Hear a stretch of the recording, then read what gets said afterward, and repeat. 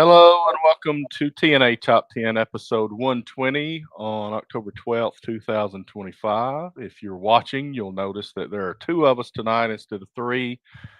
Our dear friend Allison is not feeling well tonight. Get well, honey. We want you back. Yes, because she keeps us on time. She's like Hitler. She keeps the trains running on time. She would have And enjoyed the next slide, and we'll get to that in a minute. But yeah. She'll hear that later, and I'll get fussed at. But she's like Hitler. She keeps the trains running on time. So tonight, particularly when we have a football weekend like we did this past weekend, Terry. well, which I know at least we don't have to go through 2 weeks of it. We're gonna get to. Well, I know we're gonna get to that. So. Anyway, I'm not going to dignify that with a response, Darren Staley, but welcome to the party, sir. Anyway. Well, last minute, we weren't sure, Bover. Yeah. But we are going to talk about Pittsburgh, as you would expect. We're also going to talk alternative songs from the 1990s. And for the first time, we're gonna try to show some times on here. So I put this little thing together, and I figure we'll all laugh at it.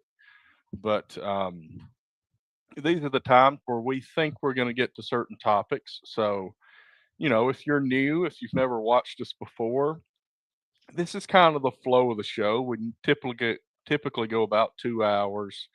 We talk how the weekend go, Major League Baseball, college football, wrestling, mostly pay-per-views these days. And then we do our top 10 list, and then we talk about our friends' podcast, and we get out of here. So we're going to attempt to hit these times, but there are no promises here because we like talking about some things a little longer, and sometimes there's not a lot of wrestling to talk about, to be honest. No, but there's plenty of football to talk about. I will say this, Terry, I have, of course, watched the baseball on the app, the MLB app, as you know. We are down, and this is just because you're mentioning the show. This is because we're mentioning the show itinerary. Baseball has his maximum amount 21 games left, and that's it. Yeah. So the agenda will change, is what I'm saying. Will evolve a little bit, and maybe the show will be just a little bit shorter or whatever. We'll figure it out. But 21 games, true. Terry. The ALCS starts tonight. In fact, they're about to throw the first pitch, and it's the Mariners versus the I just went blank. The Mariners and the Blue Jays. I don't know how I went blank, considering the Blue Jays took the Yankees out in 4 and did it with a bullpen game. You get beat in a bullpen game at home, that's in the playoffs. There's nothing more Yankees 2025 than that, I suppose. They were brutal. Cam did his part. He let the Blue Jays, score 2 runs in 6.5 or 6 2/3, I guess it is. And then the bullpen immediately surrenders 2 runs, and then the 3rd run. And, again, Aaron Judge had his moments, 331 batting average, another 50 home runs added to the list, or 50 plus. I think he ended with 52 and 200 hits or whatever it is, 36 intentional walks. I mean, the generational talent, and this is something that people I think take for granted, particularly with our access to watching athletes these days in 2025. Aaron Judge is Mickey Mantle. He is Joe DiMaggio for Yankees fans. He is a generational talent. He comes along once in a lifetime. I don't know that we ever see a hitter like Barry Bonds again, ever. And also at the same time, we got Shohei Ohtani, who is and you get to see dominating hitting and pitching at the same time. You get to see it. You get to see it and experience it and watch it, that this man is writing the story of his career. But we take it for granted because you see in 2025 in the United States so many high-level athletes that, to your point, you countered Aaron Judge with Shohei Ohtani. Shohei Ohtani, the difference between him and Judge, other than that world championship ring with the Dodgers last year, is about 80 points in the batting average, 2 home runs, and the position they play. Yet they're both rock stars in their own right. So anyway, Yeah, and meanwhile, another season where the Braves teased for a little while, and the big question was, are they going to buy or sell at the trade deadline? And even though they should have been selling, they didn't sell anybody, and they stunk it up and didn't make the playoffs. And we'll have a new manager next year, so we'll be waiting to see who that is. yeah, I think they offered him a front office job, didn't they? Probably so. They keep guys around like that. And we're going to talk about the management carousel or the coaching carousel in college football, but there are 5 free agent managers in the MLB right now. And so you're going to see some changes in the staff and in the positions. I'm very excited for these next potentially 14 games before you get to the World Series. The Mariners have been a gritty team all year. 15 innings the other night of old school baseball to win the spot in this game tonight against the Blue Jays. And of course, the Blue Jays find ways to win over and over and over and over again. And won the division, been the best team in the American League since the break. And I mean, they have a manager that has outmanaged everybody at this point. So we'll see how he does against Seattle with the power of Cal Raleigh as the switch hitting catcher with 60 home runs. Then the Brewers, I don't know what to expect from the Brewers. The Brew Crew jumped all over the Cubs, though, buddy. That offense is for real. But they're playing the Dodgers. And as people have heard on this show before, if Shohei doesn't get you, batter number 2 is oh shoot, I just lost him. The second baseman, Mookie Betts. And if it isn't Mookie Betts, it's Teoscar Hernandez. And if it's not Teoscar Hernandez, it's Freddie Freeman. If it's not Freddie Freeman, it's Clark. And if it's not Will Clark, it's Kiki Hernandez. And if it's not Kiki Hernandez, it's Andy Pages. The point being, they continue to just batters 1 through 7, very difficult to deal with the Los Angeles Dodgers. I will say for the Brewers, they're gritty. They don't want to, you don't want to catch them when they're swinging bats because they don't hit home runs. They hit singles and doubles because that's enough to get, you into bases. So Derek Shelton for Yankees manager. No. Well, and Darren jokingly says Mookie Wilson there. But one thing that I think about when I think Mookie Wilson, there was a quote from him, and he said, and I've got to look this up. I don't want to butcher it. Hold on a second.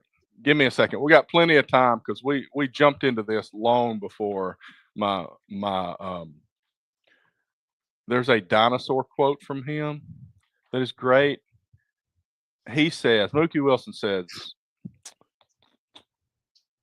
I comfort myself by saying if I believe in dinosaurs, then somewhere they must be believing in me. And if they believe in me, then I can believe in me. That's right. That's right. I like I said, the NL was a very entertaining side of the game. Talking about the Dodgers real quick. So they get to the game with the Phillies. They win 3-1. They get into the 11th inning. No ghost runners. So in the playoffs, there's no ghost runner on second. For those of you who don't follow baseball as closely as we do, all that means is the last person that was out in the previous inning ends up on second base during the regular season. They do not do that in the playoffs, which is why the Tigers and Mariners went 15 innings. On the other hand, the Dodgers and Phillies went 11. They bring in the reliever for the Phillies to try to close this down. Bases loaded, 2 outs. He throws to home on a bobble way over top of the head of the catcher. And the Phillies lose the game. Dodgers score and win. Kim apparently never touched home plate, but it didn't matter at that point.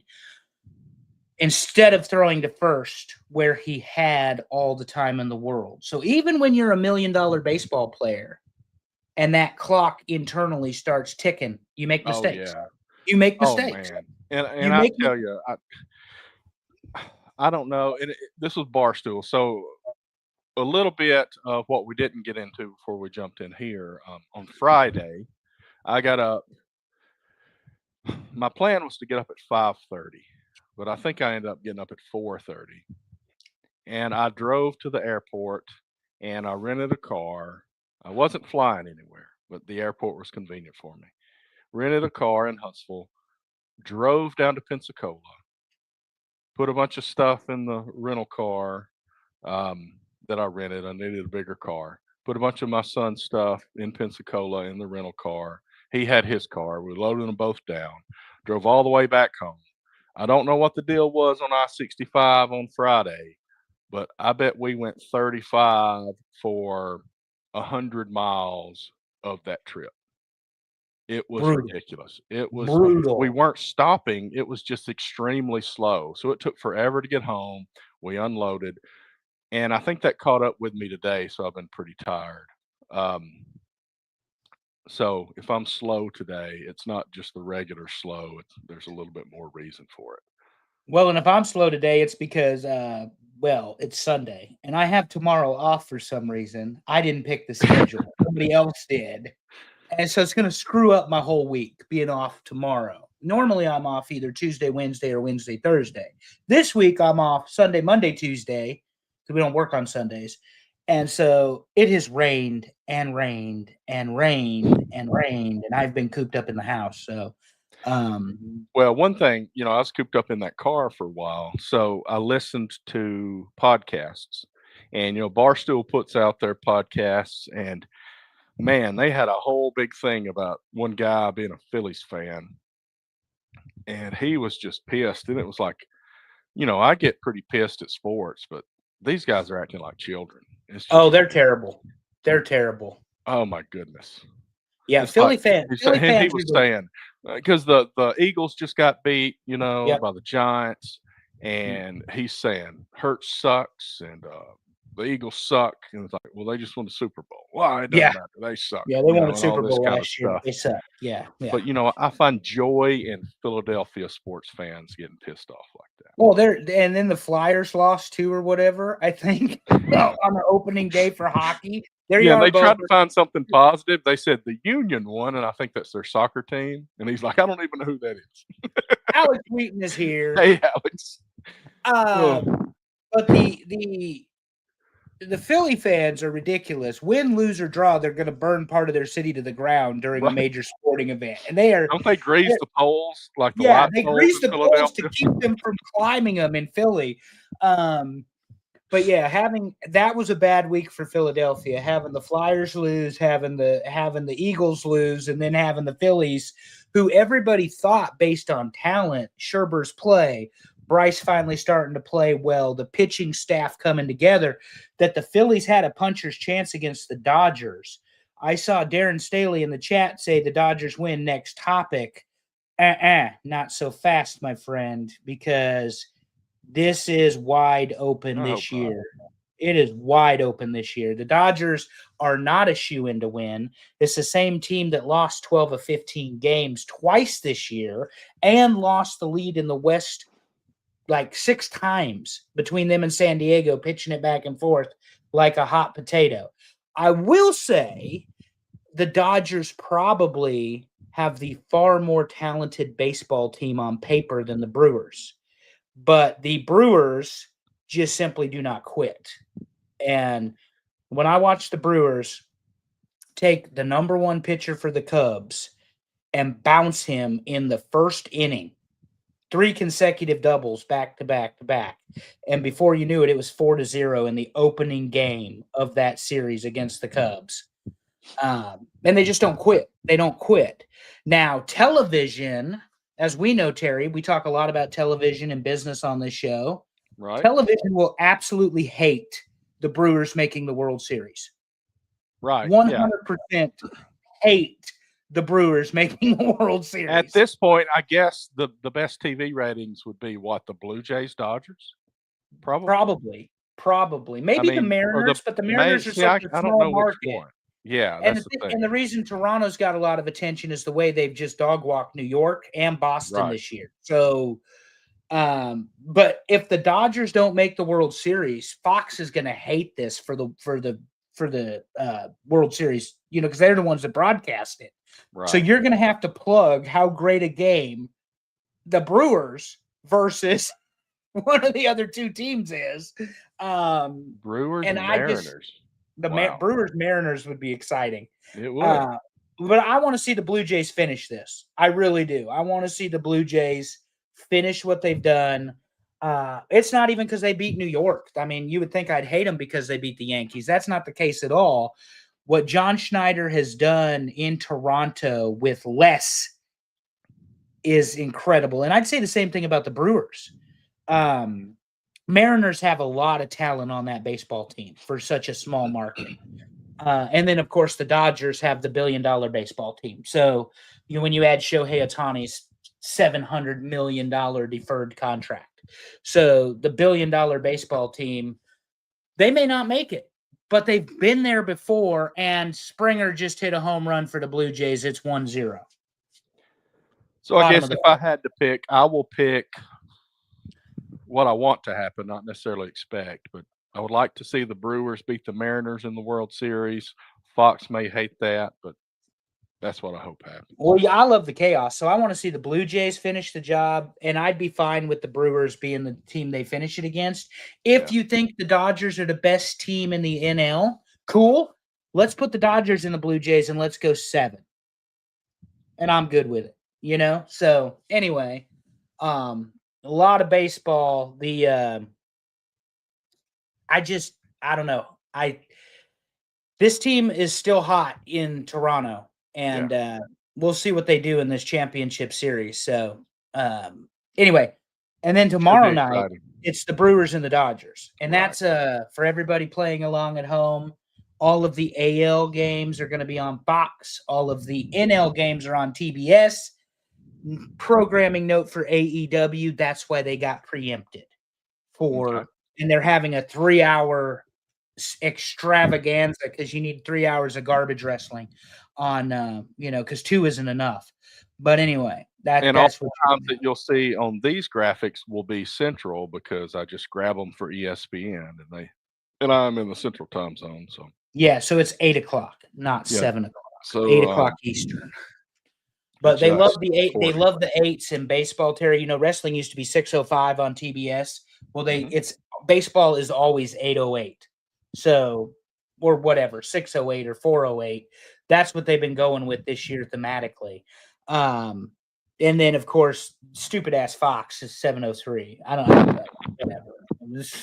Well, we got a lot of football to talk about. Let's move into it. Week 7, college football. We are a little ahead of schedule. That's what I get for trying to make a schedule.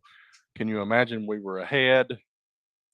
Oh, well. Let's talk week 7. Allison will be proud. Choo-choo. So, as I said last week, I thought after watching Auburn play both Oklahoma and Texas A&M, I thought Texas A&M probably wasn't getting enough credit in the polls, and they put it to Florida this weekend, 34-17. Physical football team, good offense, better defense. Head coach knows what to do to motivate his guys, make good decisions. Elko in his second year, they're going to give him all the money in the world he wants. Concepcion came out of NC State, which is why I'm familiar with him in North Carolina. He kind of balled out Saturday against Florida. That pass rush of Florida was ineffective, unlike against Texas the week prior. And you're ahead of course. There was no Yankees time.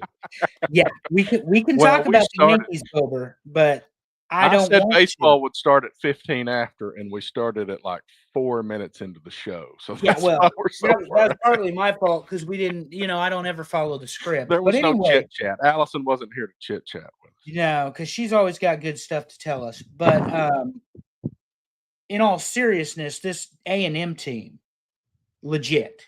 They're good. Very much so. And they've got the money and the backing of Texas Oil to go ahead and pay for anybody they want. 110,000 people, as you know, Terry, very difficult place to win at Kyle Field. Especially if your offensive lineman can't hear. Can't hear anything. Yeah. Well, that was the Auburn. In general, yeah. Yeah.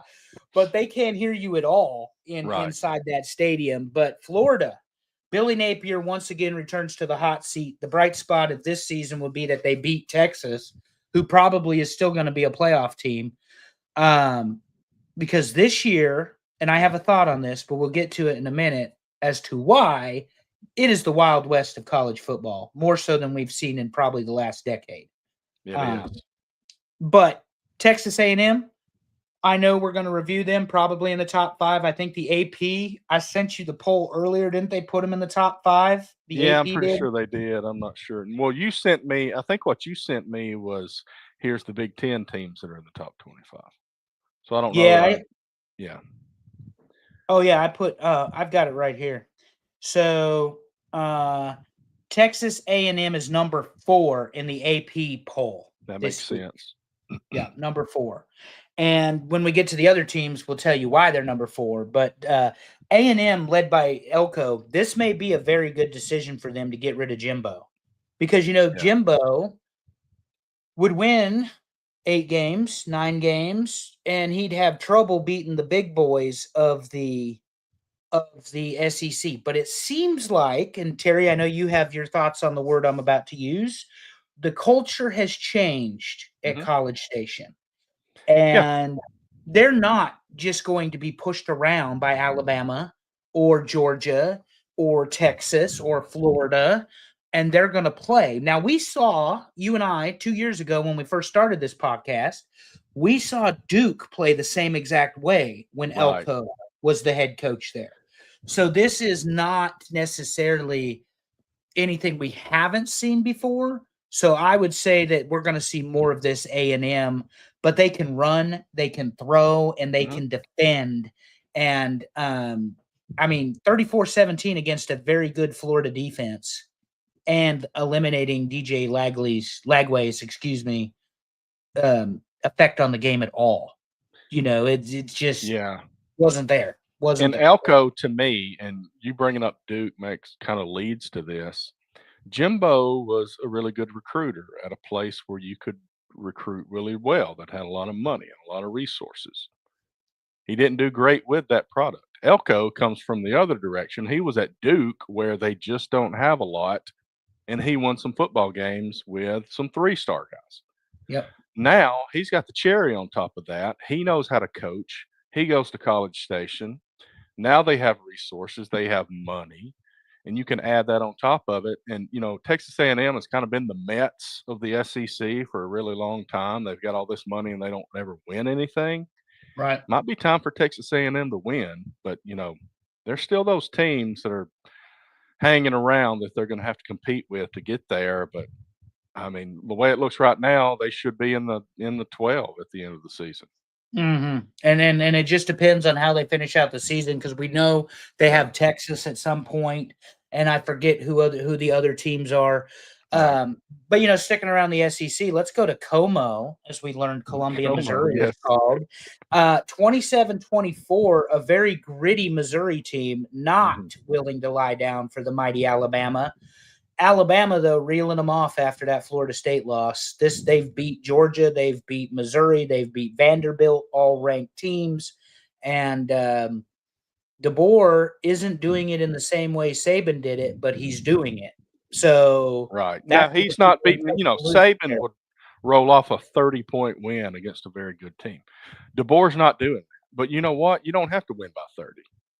If you win by 3 at Missouri, that counts too, and you keep rolling and you're consistent with that, and you're going to win the conference championship. And right now, even with undefeated teams, Alabama may be the top team in the conference. And let's face it, they went out and don't make the SEC title game because somehow there's an undefeated teams in the conference. That's fine. They'll still be in the playoff because that strength of schedule factor weighs so heavy in the playoff committee decisions. And there's 12 teams. There's 12 teams that you've got to put. And this year, there's one distinct number one we're going to get to, and there's everybody else. Right. As far as I'm concerned. And Alabama's loss is out of conference. So, that sets them up pretty well. A good team, but apparently, and I don't know if it was Gus, Gus I don't know if you put Florida State on this list. Did you put Florida State on the upcoming game list at all? They are, I got some graphics for the Florida State game. Okay. Yeah. So let's move on to Virginia Tech. Beamer, probably, pulling out whatever hair he's got left there after being such a force in Blacksburg for so long. The Ramblin' Wreck, 35-20. Georgia Tech gets it done again. Another physical football team. They play good defense. They run the football. And Virginia Tech is without a head coach. Mm-hmm. Less than 6 games into the season, they fired a coach. We're going to get to another topic there. Rudderless ships, they're not going to win more than probably 3 or 4 games, Terry, if that many. And Georgia Tech undefeated in ACC play. That's right. So then the surprise of the weekend, it seems like, Colorado beats Iowa State. Undisciplined Colorado.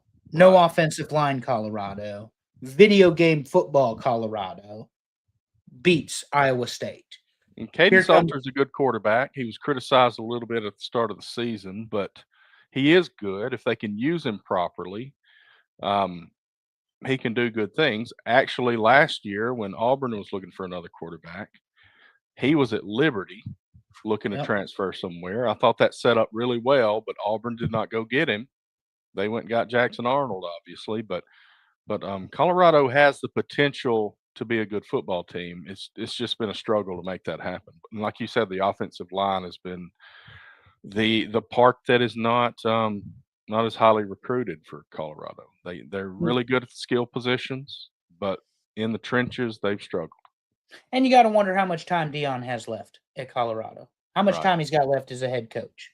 The health stuff, and he's not winning football games. Right. Enough of them. He's not winning enough football games. Maybe this helps. We'll see what they do after this. Yeah. UCLA. Where the hell they come from? Well, they fired their coach that apparently was a cancer. You got that wrong, buddy. That's Michigan State, not Michigan. Although Michigan did lose too. Yeah, you're right. So that I don't think that's the USC Michigan score. I think that's probably close. But anyway, UCLA comes out of nowhere, fired Deshaun Foster 4 games into the season, and all of a sudden beat Penn State, and now they beat Michigan State in consecutive weeks. 200 yards, or 180, I believe it was, the UCLA running back tallied up. And, of course, you get Amaliva, 2 or 3 touchdowns. And here we are, 38-13.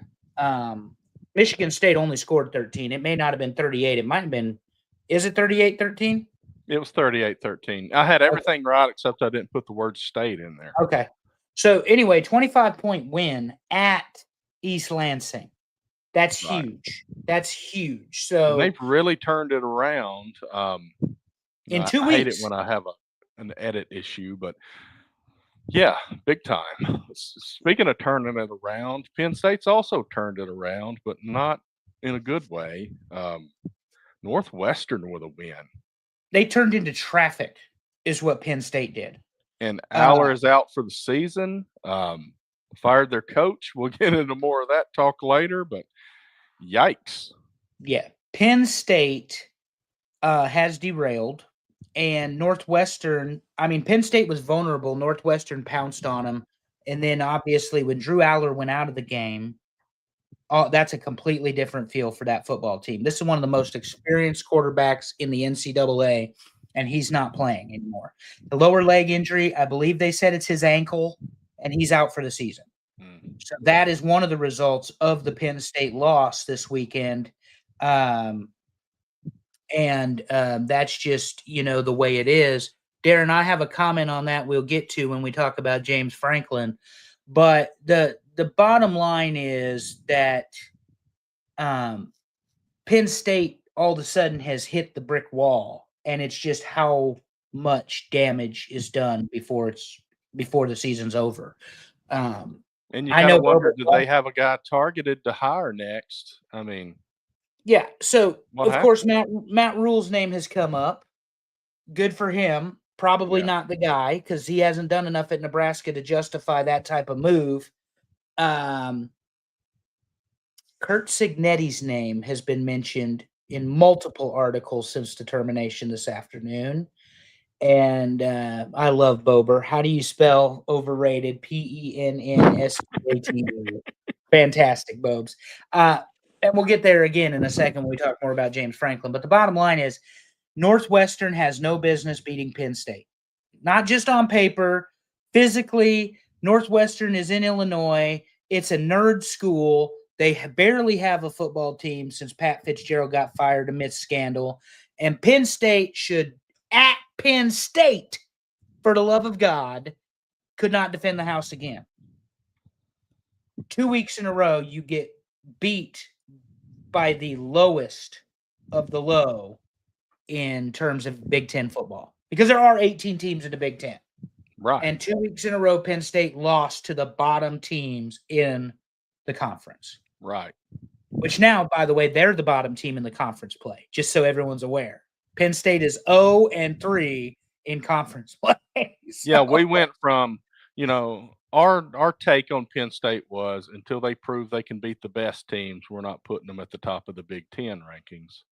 Yep. We never imagined it would be that they were not the second or third best team in the league. And they were dropped off the table. They were in the quarterfinals last year, the semifinals, beat Boise State. Franklin finally won a big game that mattered. Right. But it was against the Power 5 team, or the non-Power 4 team, rather, that got into the playoff. That's the game he won. With a hell of a running back in Ashton Jeanty. But anyway, my take on Penn State will continue shortly. Terry, what do we have next? Well, unfortunately, never mind. I forgot I put this Florida thing in there. So here's, we've been talking about these 4 games for Florida, and they won the one game at home against Texas, and they lost all these road games, LSU, Miami, and at Texas A&M. Yeah, there's high expectation. And these historic football teams, and I'm a big fan of one, obviously, that have had a lot of success even 30 years ago. Spurrier nicknamed Gainesville the Swamp. He called his offense the Fun and Gun. They won consecutive SEC championships. They won a national title when they added Bob Stoops to the defensive coordinator position in 1996. They are a proud fan base that has fired good coaches for less than what Billy Napier has gotten away with in 2025. Right. Cue up Will Muschamp, Dan Mullen, McElwain, the former offensive coordinator at Alabama. Right. Did I said Mullen? Yeah, Mullen, Muschamp. Let's see, they fired Mullen, Muschamp, and McElwain, all, by the way, who won 11 games. Mm-hmm. All 3 of those coaches won 11 games in their tenure. There's Billy a lot Napier of that. Ain't going to sniff that. Well, and then the thing here, it's like you look at this, and it's easy to say, well, look how good all these teams are.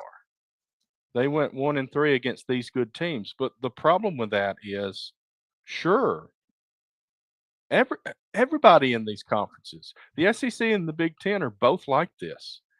If you can't beat the good teams, that's not good enough. Well, and the U is in the ACC. Right. But LSU is in the middle of the SEC. Texas has more questions than answers, and obviously A&M is a very good football team. Right. And LSU, I'm not sure what I think about LSU right now. I still struggle with that. I did not put them in my top 10. I know some other people have, but they're fairly close to the top 10. But A&M, I've talked about them being very good, but it's just like Auburn with Hugh Freeze. Okay, you lose to a bunch of good teams and have a close game. It's not good enough. You've got to win some football games. Well, and the problem is the conference isn't going to change. Right. The competition level is not going to change. The tiers aren't going to change. Right. And, obviously they had the two championships with Meyer in 08 and 06. And they played for the one. They didn't play for the one in 07, and then Alabama took the one from him in 09. Mm-hmm. But in the SEC championship anyway. But Florida it hasn't been that long ago that Florida was the place to go in Florida. You talk about athletes, Terry. The state of Florida, I think it's the 6th biggest state population-wise in the country, produces some serious football players. Right. Yeah, you got Amazing California, Texas, and Florida are probably the top 3. Shit, Nebraska's got 6 starters that are from Florida. Right. And they're playing in the middle of the country, for God's sake. So Oh, I got to mention this because I remember when I was a kid, we're watching Nebraska play somebody on the TV, and you brought up Nebraska, so it reminded me. And my dad goes, "Man, they got a lot of players from New England." Anyway, y'all may get that later. All right, let's move on to Auburn.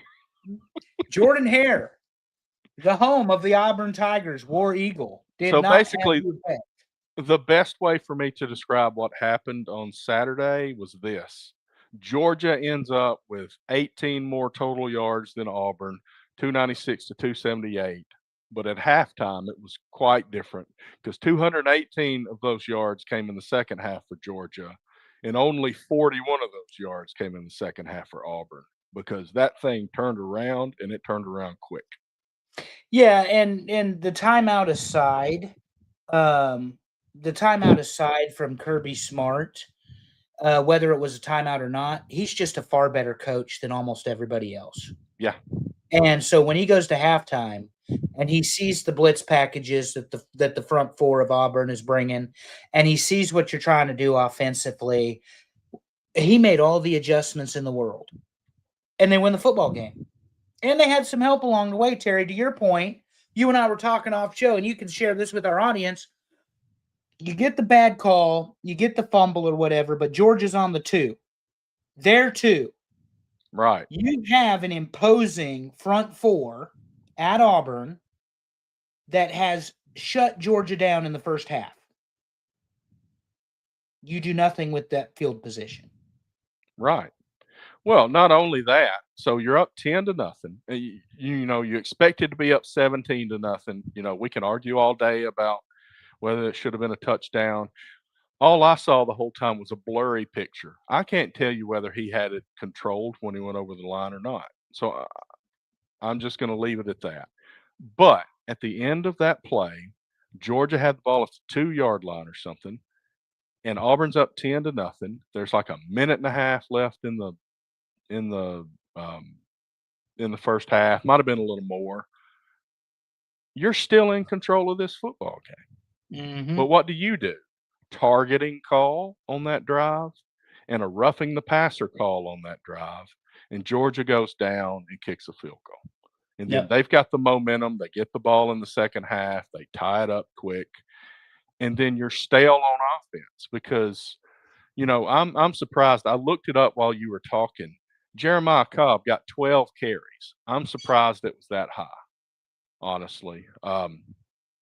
Jackson Arnold and Jeremiah Cobb both ran for over 4 yards a carry. They still, they came out running the ball.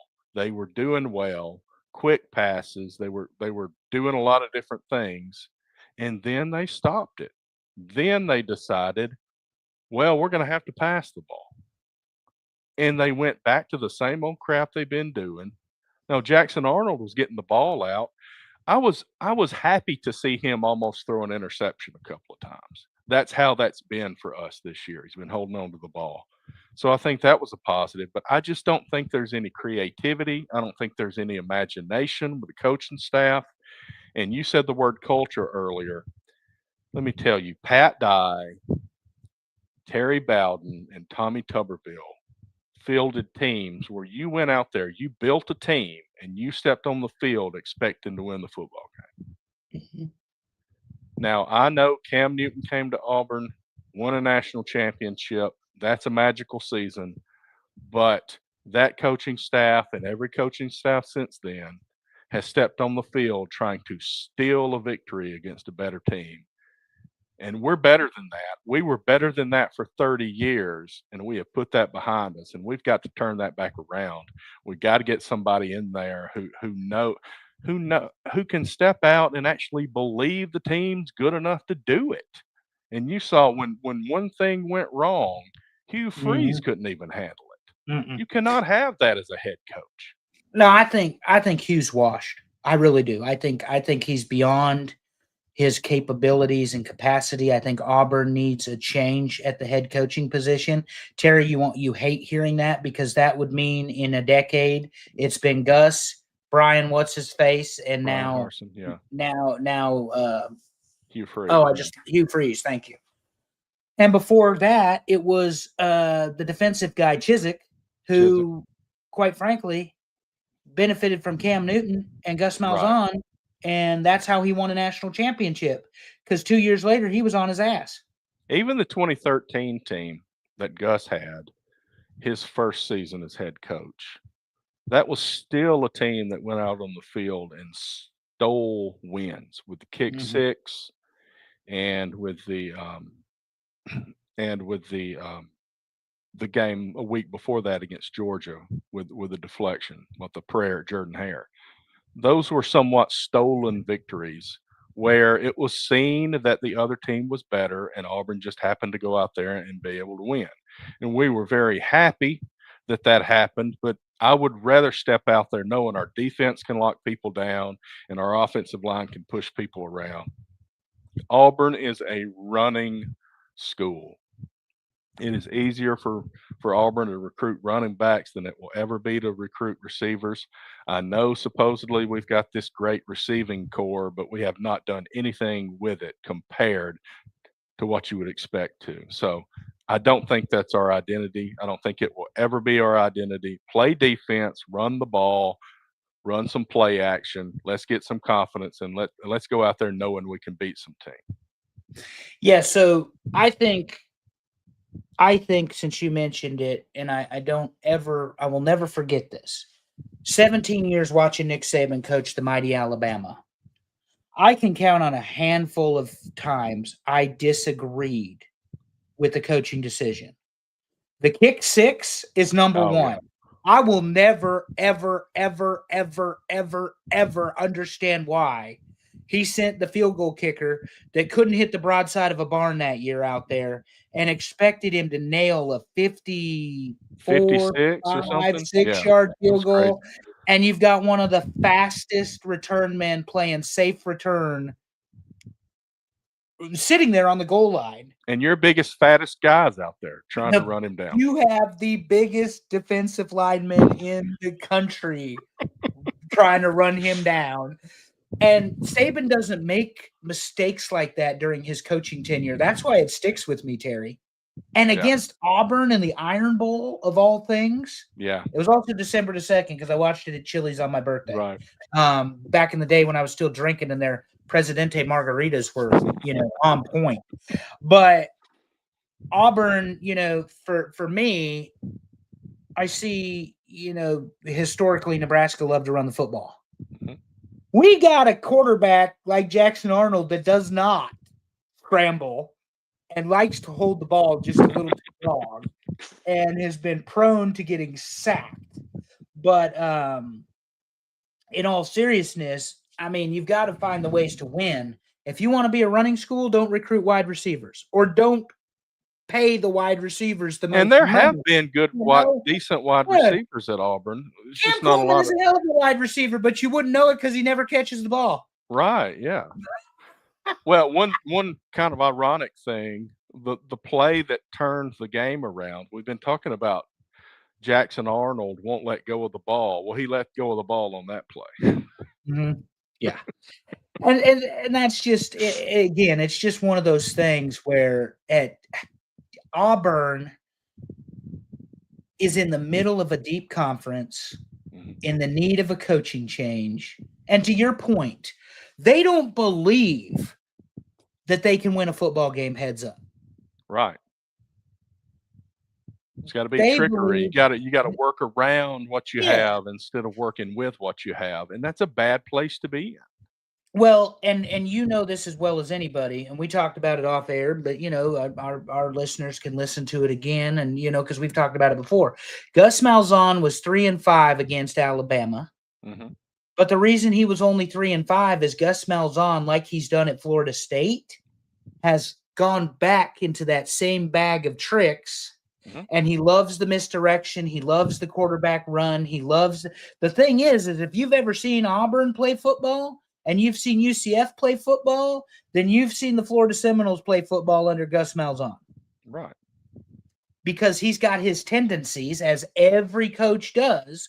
You know, I am a fan of a coach who had 3 plays, left, right, and up the middle. He also had a very fast, well-conditioned offensive line that was going to beat people up for 4 quarters of football game, and they were just going to run the ball down your throat. Right. You don't win the national rushing title 12 times in the 1980s and 90s without an offensive line. You know, so again, you got to impose your will. It's a completely different mentality than it is throwing the ball. Right. And this is coming from a guy who watched a team run the ball for years. And now guess what we do? We throw the ball at the University of Nebraska. I bet it makes you really nervous, don't it? I cringe. Every time that thing goes out in the air, I cringe. It is just incredible what changes have happened, you know. But like I say, and I don't mean to ramble. I don't think Hugh Freeze has it. I don't. I think it starts at the coaching position. I think the Yankees' problem starts at the managerial position, if not the front office. Did you settle for Hugh Freeze, or could you not get anybody else after Brian? Well, I think every time Auburn fired a coach for a while, Bobby Petrino was begging to get hired, but you know, I think we told him no several times. Well, I don't think he's the answer. I'm just saying. No, Petrino's got his own issues there at Arkansas. But you know, this year everybody's going to say that they're the team for John Gruden. You know, it used to be Bill Cowher. Now it's John Gruden, because John Gruden happened to mention Auburn. You know, but I don't know. We'll see. We'll see who the next guy would be. But let's talk Nebraska. You started talking about it. Yeah. I see 3 interceptions there. That probably made you nervous. So 6 interceptions on the season. 3 came in this game. Maryland did more damage to themselves than Nebraska did in many ways. They committed stupid penalties at bad time. The Raiola, 20 for 29, 264 touchdowns, 3 interceptions. For any of you playing along at home, that's still a 79.6 QBR, which is incredible. Hunter, 125 receiving yards, 2 touchdowns. That's the man who ran out of his shoes last week, and that's the speed on the Nebraska team. Dane Key from Kentucky is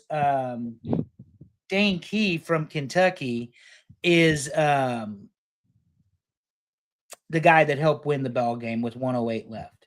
Okay. And how much did the running back have? You know, I've got 2 lines to put stats in, and I know your running back had quite a few. Emmett Johnson had over 100 yards rushing. It was about 125 also, as far as. Yeah, I believe that's correct.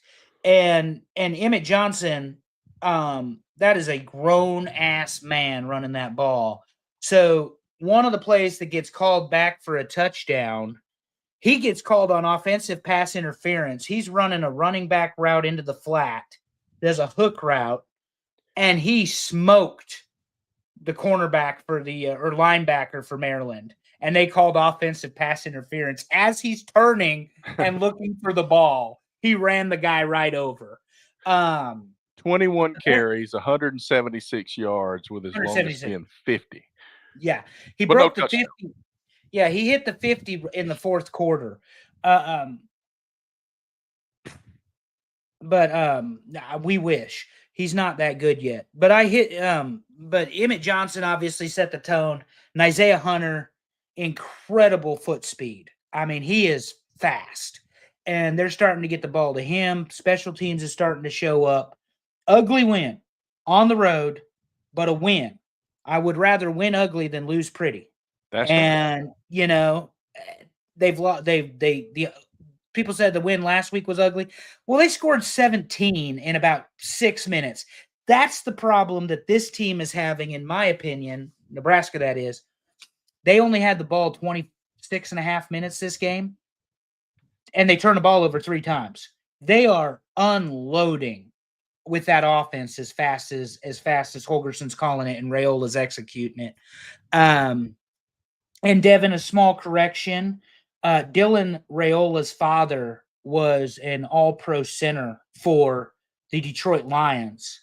Just because he emulates Patrick Mahomes does not mean that Dominic Raiola is not his father. And that was a bad man, and that bad man would take out any of your 49ers in the 14 years that he played football. So you're welcome. But now they move on. Next week, it's Minnesota on a Friday. Gross. Oh, another Football's Friday? That's 2 Football's this year. supposed to be Saturdays, Terry, but it's a Friday. At least it's not Monday. I did see that next week there's games Tuesday, Wednesday, Thursday, Friday, Saturday. We're starting that crap. Yeah, here we go. Buckle up, All right. sweetheart. But All right. yeah, I'm good with an ugly loss, better than a pretty win. And I will say this: 2 years ago, Nebraska loses the game. Last year, probably lose the game. There's a little bit of a different mentality, and one of the reasons that they won so many games for so long is they won the fourth quarter. And it was a culture thing, like we're talking about. It was a history thing. They won the fourth quarter. When they won the national championship in 1994, Warren Sapp is sucking wind because he can no longer block, he's being blocked, rather, by the pipeline. And he has no answer for it. No answer for 3 of the 5 guys that played in the NFL the next year. So anyway, that's what we need. Indiana. We're never going to hear the end of this from Curt Cignetti, just so you're aware. Well, he's also a name mentioned for a lot of jobs. Everybody, like I saw, Florida fans are saying they better be on the phone with Curt Cignetti if they know what they're doing. A lot of folks want him at their school. What do you think of that? So Cignetti's just a hot name right now. Yeah. He's proven he can win until he takes down the Ohio State. Don't matter. It's kind of like Penn. So has Indiana slipped into Penn State's position? No, they're better than Penn State. They've already got better quality wins. Okay, so they're better today than Penn State has been over the past few years. That's you kind beat of what I'm saying. You beat Oregon and Eugene by 10. You got a good football team. I guess this is a win that Penn State never got. So yeah, you beat Oregon in Eugene by 10 points in this age. You got a good football team. Well, Mendoza is a good quarterback. Here's the thing everybody better listen to, though. And y'all know that defense is my baby. If you listen to this show at all over the last 3 years, that Indiana defense is underrated, and people are overlooking it because they think Mendoza is the reason that Indiana is so successful. Right. 6 sacks on Oregon generated by a lot of that defensive line play, twists, stunts, overloads, blitzes. That's how you win football games. And Indiana's defense, like Nebraska going into yesterday's game, and they probably have fallen number 1 passing defense in the country. And it wasn't close, but they gave up 200 passing yards yesterday to a freshman quarterback who's going to be a baller and probably won't be at Maryland. He's going to end up going to one of these other schools for a bigger paycheck. Yeah. But this Indiana football team that plays defense, the reason they beat the shit out of Illinois in Champaign was not just because of Mendoza's play.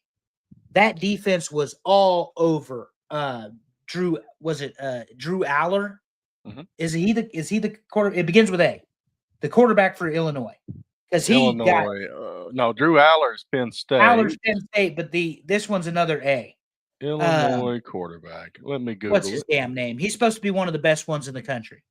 Somebody Luke help Altmaier. Altmaier.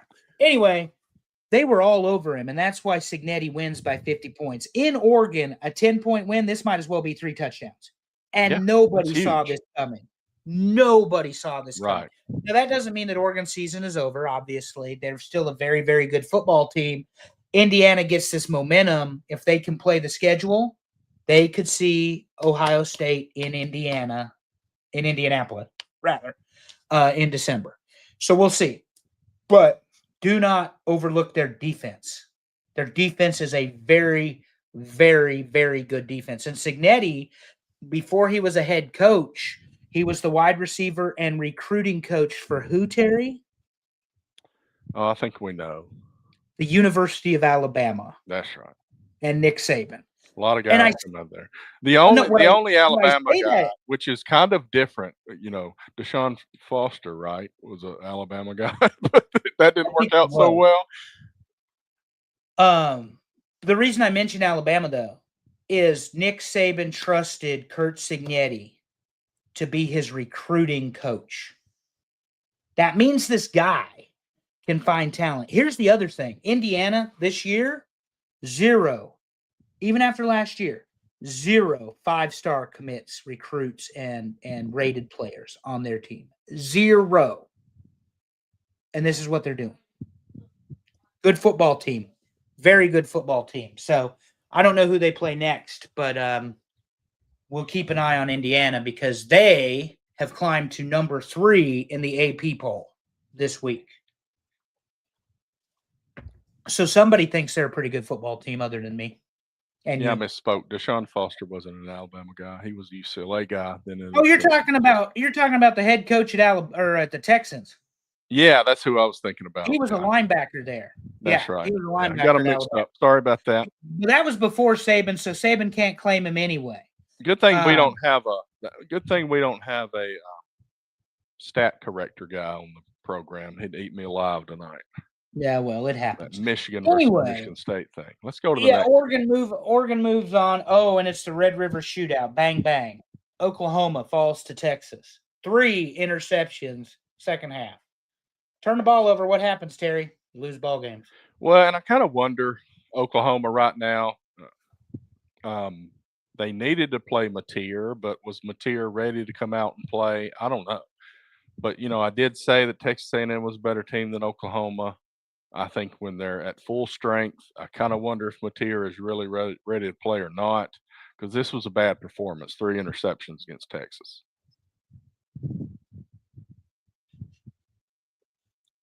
Yeah, I was just reading a comment there. The Texas Oklahoma game in the last several years has not been quite the competitive game. I mean, I think was it 2 years ago Texas won 49-0 or something. So Texas has had Oklahoma's number, but Manning comes back. They bounce back from the Florida loss. They've got the Florida loss. They've got the Ohio State loss. Florida obviously hurts more than Ohio State in the current position that both of those teams are in, but Manning's got to find his groove and find his ground because 4 SEC teams or more make the playoff this year. And it's just the way the conferences have fallen. And we have seen leveling of the playing field in the Big Ten. Oregon slipped, but hasn't fallen. But Penn State is no longer going to be in that conversation for the playoff. So let me tell you the last 4 games. Okay. So the last 4 games, 2022, Texas won 49-0. Okay, that was that one. Then in 2023, Oklahoma wins 34-30 in a close game. Yeah, that was at the last play or whatever. And then the last season, Texas won 34-3. Yeah. And then this season, 23-6. So the last few years, Oklahoma got 1, barely got 4. Yeah. But otherwise, Texas is dominated. Yeah, and again, the Texas Oklahoma rivalry obviously is the good thing is they've maintained it, they've kept it. It's a great football game. Didn't most they of the used time. to play at like 9 in the morning or something like that? Yeah, it was 12 o'clock. It was it was 12 o'clock Eastern.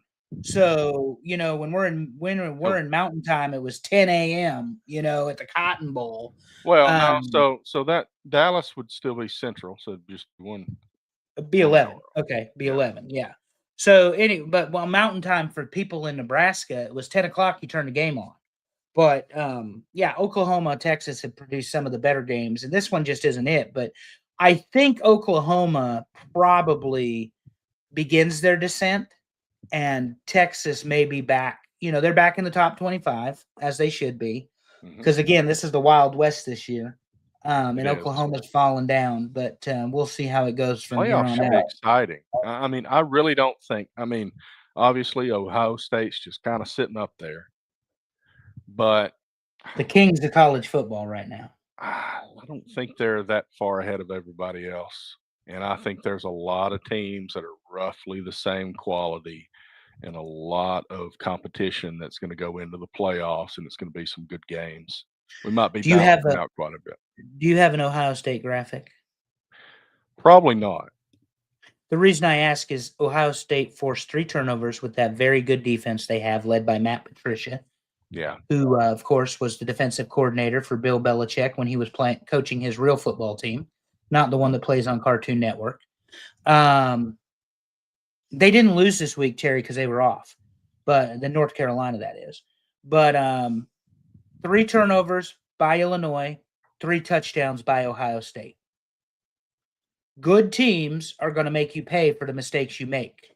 And Ohio State is a good football team, and they're only getting better every week. And I said this last week, and I'll say it next week, and I'll say it the week after. The more that defense gives Saban the ball, Julian Saban the ball, the more confidence he's going to have. And he's got 2 of the best receivers in the country. Absolutely. Not just the conference, the country. Now, they've got the best receiving core in the country. Yeah. As he gains that confidence, though, to throw them the ball and to put the dagger in the heart of teams that just turn the ball over to him, they're only going to get better. We're 6 games in, and to me, it's Ohio State and it's everybody else. And as everyone knows, I'm not an Ohio State guy, but I respect what they do in Columbus. Yeah. Then there's this game. Oh, my God. Is Bober still here? Bober's here. You know he's here. Him and Devin talking about hockey, I think. The Pens, Inc. So Pittsburgh goes into Tallahassee and comes out with a 3-point victory, 34-31. This is it Heinzel? Is that how you pronounce it? Heinzel is the way I thought they pronounced it, yeah. 321 passing yards, 64 rushing yards. My goodness. Yeah. Freshman. And again, I said it last week. I'll say it next week. I'll say it the week after. If you're looking for Florida State's defense to do anything to stop these teams, if it's not in Tony White's game plan before kickoff, it's not happening inside the game. It's just not going to. He is not an adjustment coach. The 3-3-5 can work, but there is no excuse for a freshman. And by the way, they sacked this freshman 5 times. Florida State got to him 5 times. But there is no excuse for a true freshman going into Doak Stadium in Tallahassee to be able to put up 321 passing yards against a 3-3-5 defense. 5 means they have 5 defensive backs. Right. There's a nickel back out there all the time. All the time. Yeah. And all the time. And you can't defend it. And you won't adjust it. And that's a problem. And we've talked about, and you talk about Tony White, but we've talked about, and Nick Saban talked about, when you have this type of offense that Gus Malzahn runs, your defense faces that type of offense in practice all the time. And it does not prepare them to face a more standardized offense that's going to throw the ball down the field. Right. And in the long run, obviously, like you've said, Terry, 100 times, it hurts you. It hurt. It hurt Auburn. It hurt UCF, and now it's hurting Florida State. Right. But there's a lot more offenses like that now. Yeah. So, and some of them are successful. So, and Nebraska's offense or defense right now runs a 3-3-5. But I think I've asked you this question before. Do you know what John Butler coached in the NFL for 8 years? No. Defensive backs. So if he can't coach a defensive back, he don't need to be running a 3-3-5 defense either. So that's just kind of my point, is that Butler he was the secondary coach for 8 years, coached the Buffalo Bills. Tony White loves this 3-3-5 defense, but he coaches linebackers. Right. The 5 is the most important element in the 3-3-5 because you are assuming pass defense with a nickel. And so if you do not adjust and don't put a 4th man on the line of scrimmage, or do not bump one of your corners to play in the linebacker position, you are setting yourself up for failure. And now Bober is wanting his flowers. Well, he's right. He did talk about Des Reed, and Des Reed had a good game, as shown here. Now it's covered up with Bober's name, but he did have a great game. He really did. Yeah, and your guy, Bober, Mason Heinschel, apparently is for real because he went into Florida State, and the game wasn't this close up to the end. I mean, Pitt was in control for a lot of this football game. So, congratulations, even though you put your foot in both camps last week talking about how you're a Florida State guy. Gross. We don't do that here. We just don't. But, it is what it is. Yes, Devin, $48 million buyout. We're going to get to it. So. All right. So now here's I got a little ahead of myself when I typed the other one, but Michigan went to USC. And USC won the game, got 489 total yards against the Michigan defense and 224 rushing yards against this Michigan defense. And Michigan's supposed to control the line of scrimmage, and that's not happening. But your score is wrong. It was 31-13. Goodness. I'm all over the place today. Yeah, it was 31-13. Talk about not close. USC's got pretty good receivers, but they ran the ball. And reading the write-up from Lincoln Riley, the post-game interview, he was talking about, we're nicked up, but this was a game, gritty, tough. It's in the Coliseum. They had 100,000 in attendance there. So kind of a big deal. It wasn't that Michigan wasn't moving the ball clearly, but they were not punching it in and converting it. So I just do not think that Michigan I don't think that Michigan 31-13, Terry, not 34. Okay. I think good Lord. And Nebraska. I told y'all I was tired this week. Nebraska lost to Michigan by 3, but they gave up 7 sacks. And you can't win football games when you give up 7 sacks. But SC doesn't have the defense that Nebraska can bring, especially on the back end. But at the end of the day, Bryce Underwood was not as effective against the Trojans. And so Lincoln Riley's always going to have good offense. But can he put it all together? So USC's moved up in the poll. I don't see where Sharon Moore makes it another year or two at Michigan. You talk about a program that'll fire a coach. Ask Brady Hoke, Rich Rodriguez. They fire people in Michigan if you don't win. So. Right. Sharon Moore got away with his 8-4 season last year, 7-5. I don't think you get away with it a couple years in a row. And he's the scapegoat for Harbaugh. So there it is. Anyway. All right, let's move on to the next one. Terry's so frustrated. I am frustrated. I hate it when I don't get these things right. But anyway, let me remove this banner. I got this part right. Here's our top 10. Thanks for everybody for voting. And I'm really hardcore about getting these records right. Number 10, LSU at 5-1. Number 9, Texas Tech at 6-0. Number 8, Georgia at 5-1. Number 7, Oregon. They fall from number 2 to number 7 after their loss. They're 5-1. Alabama's 5-1 at number 6. Ole Miss 6-0 at number 5. Texas A&M jumps up to number 4. They're 6-0. Indiana with a big leap to number 3 at 6-0. Miami, I had to double check this. They're just 5-0. And because they took a week off after that Florida State game, and Ohio State sits at the top at 6-0. Yeah, and Ohio State, until somebody beats them, is number 1. Oh yeah. And I don't even think it's in question.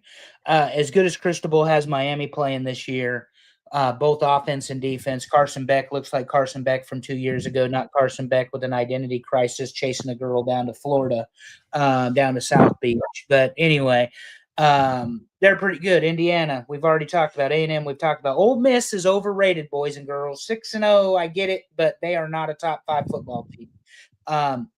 The spread, as we joked about last week, or maybe it was on the Footballers. It's also available on Markout Moments. 34.5 going into the game, Terry, against Washington State. Big Game Lane pulled it out by a field goal. And he was hot. But, I mean, you were favored by 31.5. That's a big number. Big number. Alabama's probably the top 5. Then Oregon, then Ole Miss, then Georgia, then Texas Tech and LSU. Texas Tech, these SEC teams are hard to. Yeah, Texas Tech ain't shown me anything other than they've got a talented group that's going to win games against teams they're supposed to beat. So until we see some competition there. And LSU, here's another spoiler for y'all. Overrated. But the problem is, who do you put at 8, 9, and 10 at this point? Will fall apart. Brian Kelly will fall apart. That's what I'm telling you. Will fall apart. I voted Georgia Tech my number 10. I don't remember what my 1 through 9 were. I do remember I put Georgia Tech number 10. But they're kind of the same thing. Who have they beaten to make me put them at number 10? I don't have a great answer for that, but they are undefeated. Well, y'all know I'm very decisive about things. And this was hard, ranking the top 10 this year. Because there is not a clear, this is number 1, this is number 2, this is number 3, this is number 4, this is number 5. I ranked Indiana, I think, number 3, and Miami number 2, because Miami, to me, has the 2 quality wins, although I don't know how much of a quality win Florida State's going to be when it's all said and done. I think for me, I ranked the top 3, and there was a clear delineation there. And then the next 4 for me, I felt were pretty obvious. And then when I got down there, I was like 8, 9, 10. I'm like, there's a lot of options here. Where do I order these teams? Yep. And then I start looking. Well, and then if you expand it from 11 to, say, 15, 16, 17. It gets hard. It gets even worse. Yeah. You know? And I say 17 because call it 5 out of the 12. Call it 5 spots away from being number 12. You know, it gets worse. To your point, though, undefeated teams that are left. Yeah, and Devin's been telling me we need to give Navy some love. So here's the love. Devin, here are all the undefeated teams left in the FBS. 11 of them. So Ohio State, Memphis was the first team that was bowl eligible. They became bowl eligible last week at 6-0. Ole Miss still undefeated, but I don't remember who they got this week. We got a graphic about it later. UNLV, you know what was funny about UNLV? We picked them to be good at the start of the year, but then their first game, they beat Idaho State by 3 points or something. And we thought we didn't know what we were talking about, but they're undefeated at this point. So maybe they are one of those teams. Dan Mullen's a good coach. Yeah. And he just, sometimes you need a few games to get them rolling. Texas Tech, like you said, Georgia Tech, Texas A&M, that's a big team that I'm looking out for. Navy, who did they play? Temple this week and pulled off a win. And then Miami sitting there too, and Indiana. So yeah. So right now it's still, you've got some good football teams there. Eli Heidenreich, the greatest Navy. Okay. And he said doesn't want to go to the NFL. I'll serve for the Navy. I like that dude. Good. Interesting. Good. Yeah. For what people that are listening only, Devin says Eli Heidenreich's greatest Navy wide receiver of all time, stat-wise. Said he doesn't want to go to the NFL. He wants to serve the Navy. I like that dude. Yeah, commitment. Good for him. And, I don't know that he's the greatest wide receiver, but Devin usually is pretty spot on football until he starts arguing with me about who's going to win or lose. But with this sort of stuff, I do like the military academy being on this list for a while. And there's only one this year. Last year, I think it was Army, wasn't it, or the year before? Army and Navy, I think, were both undefeated for a while. Yeah, last year. But BYU again. They made their appearance last year. Illinois made their appearance last year. Texas Tech did not. A&M did not. Georgia Tech did not. UNLV did not. Ole Miss did, and of course the Ohio State. So, until somebody can beat Ohio State. It's a foregone Right. conclusion. I'm going to vote him number one, Terry. Most catches and yards in Navy history. That's what he means. Yeah. Well, it's Good like I deal. said, he's usually right about that stuff. It's when he starts arguing with me about Syracuse winning football games. Well, Navy's also one of those teams that ran the option for a while, so They ran the triple option, as these idiot announcers like to call it. Back in Nebraska days, we call it the option. There's no triple about it. Yeah, we get it. It's out of the power I, and it's quarterback, fullback, running back. They called them an I back, but they also called a reverse. They used to say double reverse, but it was just a reverse. It It's was like, just no, reverse. No, going that way is normal. Coming back Yeah. the other way, that's the reverse. Yeah. A double reverse would be going back the other back direction. the other direction a second time. Yeah. Or going the first direction. Yeah. People are silly. Oh, Well, let's look at the opposite end of the spectrum here. That's the undefeated teams. And I just now updated this graphic, and we got a little chalk on the edge of the chalkboard here with that tongue, that fire coming out of the Blazer mouth. UAB just fired Trent Dilfer just like an hour ago. But here are the 7 teams in FBS who have already fired their coach this season. So the Beavers are 0-7. Bray, that was not necessarily a surprise. Dilfer, I don't know. Deshaun Foster, I think everyone thinks is a failed experiment. Virginia Tech, again, they've been on the coaching carousel. Sam Pittman probably got a season more than he was supposed to, but he's a former Saban guy. And then the 2, Terry, tenured coaches, the Mullet, and then James Franklin. That's right. I mean, Mike Gundy was Oklahoma State football, and they fired his ass. Well, he's kind of the Dabo, but more closely related to the program than Dabo. Yeah, because he was quarterback there of Oklahoma State. Yeah, and then he was the assistant. Dabo played at Alabama, but then he went to Clemson. Yeah, so Mike Gundy ate, slept, and breathed football, and we didn't really talk about this much, but he ate, slept, and breathed Oklahoma State football. He played quarterback there. He was a graduate assistant there. He was the offensive coordinator there. And when Les Miles went to LSU, he became the head football coach of the Oklahoma State Cowboys. Had some amazing teams, great players like Justin Blackman, and whatever that guy's name was, the quarterback, again with a W. He was like 26. The older guy. Yeah. Yeah, he was like 26. Justin Whedon. Is that it? Something like Whedon? that. I don't think it was Justin. Let's see. He had that team. He had that team though. That Texas Tech had their team. Crabtree was on, and then Oklahoma had their team, and Oklahoma State had their team. Brandon Whedon. Anyway, I say all that, and then we get to Penn State, who fired Joe Paterno, or he retired, or whatever y'all want to say. Doesn't matter to me. After the Sandusky scandal, Bill O'Brien comes in, leaves Penn State, and here comes James Franklin in 2014. James Franklin went 100 and what did I tell you, Terry? 145 and 35 or something like that? Yeah, something like that. I think there were only 3 coaches who had a better. I saw some stat recently that like 104 and 45. 104 and 45. Yeah.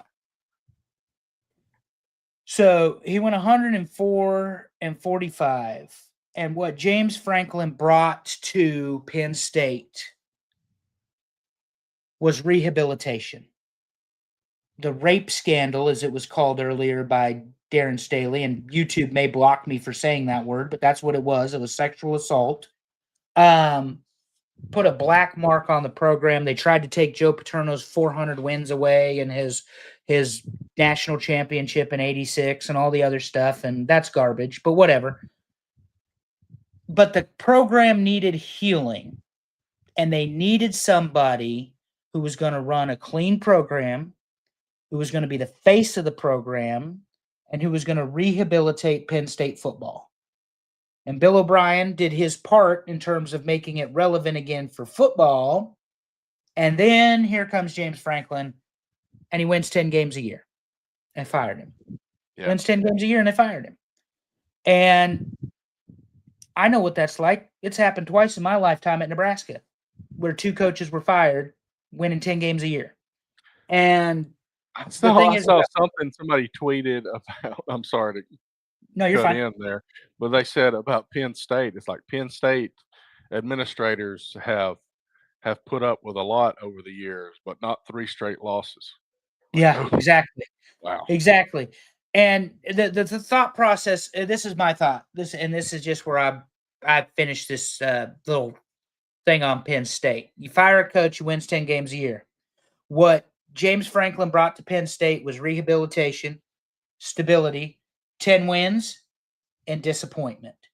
Because like the coaches fired at Nebraska, they couldn't win the big games. Could Right. not beat the big rivals, the big opponents, couldn't win the conference championships. He did in 16, but 1 out of 11 years isn't going to get it done. And then you go 3-3 and you lose your all-star quarterback who was supposed to be one of the top 3 or 4 best quarterbacks in the country this year. Yeah, definitely. So Yeah. now is your opportunity to get rid of him if you want to. And somebody, Terry, had to agree to pull the trigger because Penn State University is going to pay $49 million Yeah. for him to leave. About like we talked about last year when Jimbo got fired, or 2 years ago. Somebody wrote a $75 million check or whatever it was for Jimbo Fisher to Did we not fall to come third back to all time on Alabama. that list? Because when Jimbo got fired, Auburn dropped to number 2. Have we dropped to number 3 now? Well, the payout for James Franklin is $49 million. I might have to look that up. Highest payouts college football coach. Yeah. It's got to be. It's well, we know it's Jimbo. It's Yeah, I number knew that one. part. I was kind of trying to get the ranking because Auburn was up there. Yeah. Gus Malzahn was 21.4, and he was the highest ever. And then Jimbo was 77.5, and Franklin just slid in between them at 49. Yeah. So that's a lot of money to pay someone to, after you've paid him a pretty healthy contract extension. Florida State may be making that same decision with Mike Norvell, and that's $60 million to get him to go away. And I don't know that anybody wants to pay that kind of money. He was pretty much Penn State's devil, and lots of 6s. Yeah, well, that's only if you're unsaved, Devin. People only believe in 666 if they don't have the Lord and Savior on their side. So we can have church after this is over. Anyway, the thing is about Penn State though, competitive, stable. Like I said, rehabilitation, had to have a new face to the program. But I also read an article, and I told you about this a week or two ago, that says, is James Franklin the guy before the guy? Because he made Vanderbilt somewhat relevant because they were the 0-12 team year in and year out or whatever, the 1-11, the 2-10 team. They were never going to win an SEC game. And all of a sudden they start winning. And Penn State, he's done the rehabilitation following the Joe Pa scandal and Sandusky, but he's not ever winning the big one. Right. And you said it, Terry, you're not ever going to put faith in Penn State until they prove they can win a big one. Right. And I did not know they would drop this far because, I mean, I had a lot of confidence in them being the second best team in the conference. I just wasn't going to put them on top. But now all that's gone. And it happened. Bober puts the record up there, 4-21 versus top 10, 1-18 versus top 10 Big Ten teams. Well, part of the problem there, Bobes, is the 21 and the 18, Ohio State, I can promise you that's one of them. Michigan, especially the Harbaugh Michigan teams. There's the other ones he couldn't beat. Probably a Wisconsin team in there. Those are the teams he could not beat. And the last time Nebraska beat Penn State was 2013. So that was Bill O'Brien. That was not James Franklin. But anyway. And like we said, in these conferences, you're going to play these teams week in and week out. And if there's a certain number of those that you can't beat, you're not going to last long in the league. Well, and here's the other thing. You said it was UAB, right? The Dragons? Mm-hmm. Or whatever they are? Blazers, yeah. Blazers. So you got UAB, not Oklahoma State, excuse me. Oregon State and Penn State have all fired their coaches this week. Pittman was fired last week, right? And Petrino coached his first game this week. I think he coached last week. So I think it was 2 weeks ago. 2 weeks? Okay. Yeah. Bottom line is Bober, we get it. He sucked against top 25 teams. I get it. I get it. I get your point. You Bober can quit has all hating. the stats. Yeah, you can quit hating. It doesn't change the fact the man's a good football coach. He He's is. not an excellent or an elite football coach. He's going to go win some football games somewhere. And if you don't watch football and you don't understand the difference between good, great, and elite, you're watching the wrong podcast. Seriously. Because there's good, great, and elite, and James Franklin didn't qualify. Anyway, my point I was getting to, you can put all your stats on the board, and I'm going to put these on the board. There are now 300 players available to transfer. Yeah. From this weekend alone. Because the transfer portal opens automatically when a coach is fired. That's right. So all those players at Penn State are now available to transfer without any issue whatsoever. As well as the Razorbacks, and as well as Oregon State, and as well as UAB, UCLA. Well, theirs isn't quite closed in. I guess Oklahoma State and Virginia Tech are probably close. But anyway, 30 days.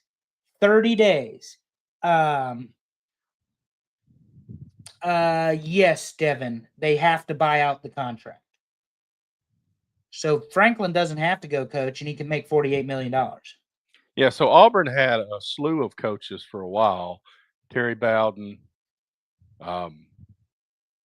Tuberville, I guess, and then Chiswick. And they could go just not be coaches and just keep getting paid. And that's kind of how that works. Yeah, Frost got 2 years, I think, before he went to UCF, back to UCF after Gus went to Florida State. And Nebraska owed him $5 million for 2 years. And guess what? When the paycheck quit, he went and found another job. So, I mean, you can do that. And those are the guys sitting behind the desk for a couple of years, and then they go find a job. Yeah, and I mean, like, it would be stupid, in my opinion, for Jimbo Fisher to want to go coach anywhere else when he's due $77 million. Right. I mean, business-wise, I think it would be a bad move. He probably doesn't need the money, and someone's going to pay him something to coach. He's got his national championship. Yeah. He's got the 13 national championship with Florida State. He's got another appearance. He's got the coordinating with LSU. He was the offensive coordinator when Saban won the championship in 2003. So, I mean, it's not like he has no pedigree whatsoever. But, yeah, the Penn State situation, 10 wins and disappointment. That's what the fan base got. And here's the problem. And this is really, I think, to Amy's question, why are we firing coaches mid-season? The expectations of winning are so high. And here's why.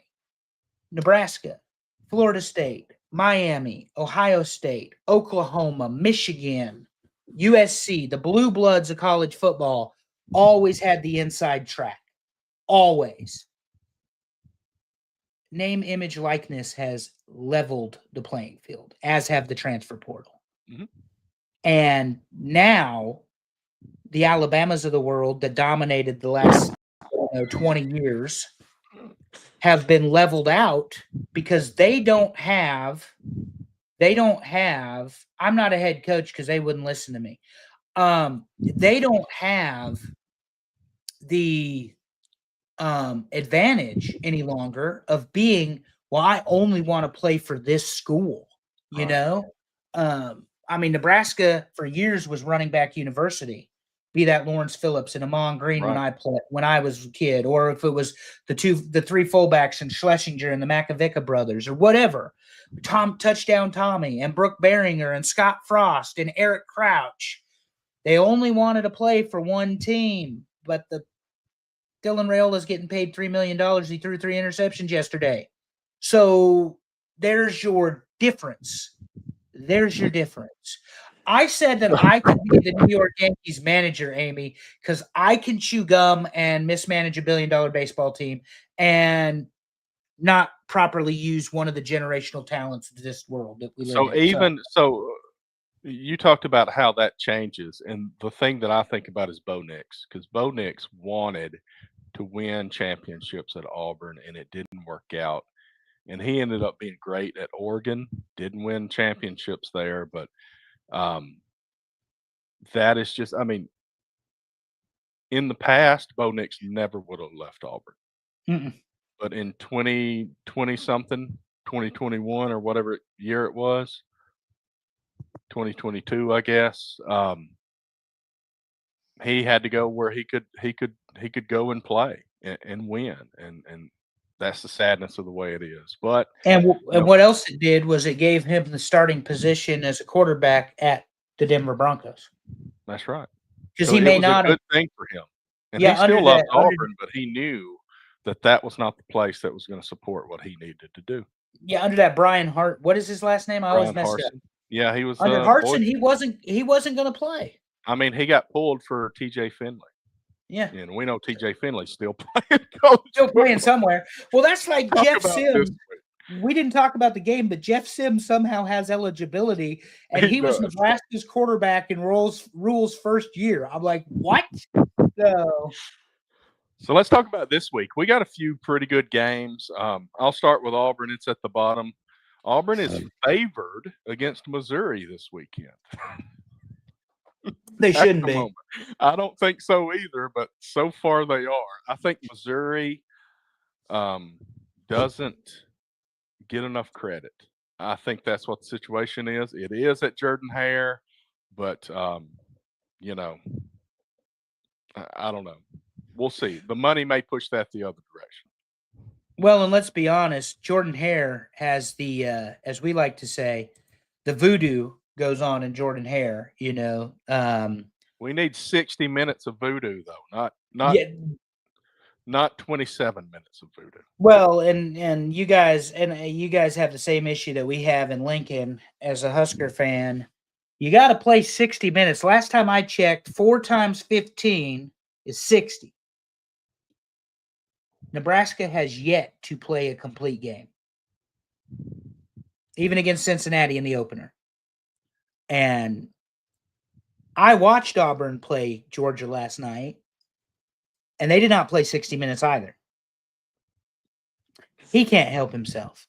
I mean, Bober's just a hater. You're right. I mean, I love Bo Nix, but he's not going to be a Super Bowl quarterback. Probably not. I mean, because that's Patrick Mahomes, right? I mean, that's a different Josh level. Allen, or is it Lamar, or is it maybe old ass Aaron Rodgers? Oh, because the Steelers won again today. So I started at the bottom. Let's move up to the top and down. Louisville at Miami. Louisville's a good team, but this is at Miami, and I think Miami's just going to steamroll this. The talent disparity, despite the fact Jeff Fromm's a really good coach, always gets the most out of his offense because that's the school of thought that he's in.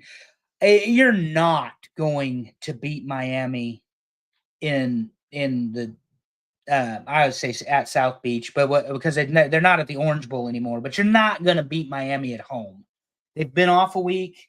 They'll probably come out a little bit slow, so Louisville might have a puncher's chance to score a couple touchdowns.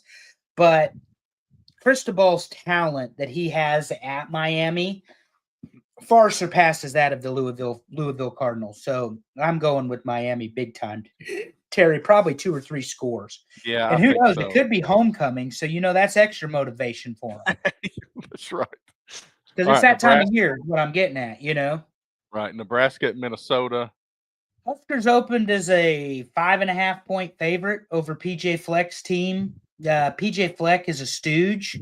I would love for Matt Rule to give him a swirly, but he has no hair. And anyway, him and his stupid little tie. Minnesota on paper again doesn't match up with Nebraska. This is on the road. It's a Friday night game. It's a short week of practice, which may help the Huskers. And maybe Dylan Raiola is going to do what he did at the end of the fourth quarter and play just a little bit pissed off. Cal Raleigh just hit a home run. It is 1-1 Mariners and Blue Jays. I just looked up to see who did it. But anyway, big dumper with the home run. I expect Nebraska to win this game by a couple scores.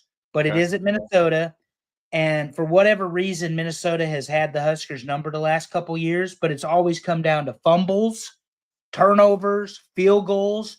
Guess what the Huskers are not doing in, great frequency this year? They've had one fumble all season. They ain't missed a field goal, and they've limited the penalties. One Minnesota game, they had like 14 penalties or some shit, and they had 5 turnovers to go with it. How many games do you think you win doing that, Terry? 0. 0 is the answer. But anyway, no, it's not happening. But LSU at Vandy, that's a trap game if there ever was. Oh, it is. Because, especially after Vanderbilt goes and kind of gets embarrassed a little bit in Tuscaloosa. But he ain't losing any swagger. And this is a home game. Oh, Diego? Yeah, Diego, yeah. So LSU at Vandy, LSU's probably in trouble here. I think so. They didn't put South Carolina away easily yesterday. It was 20-10.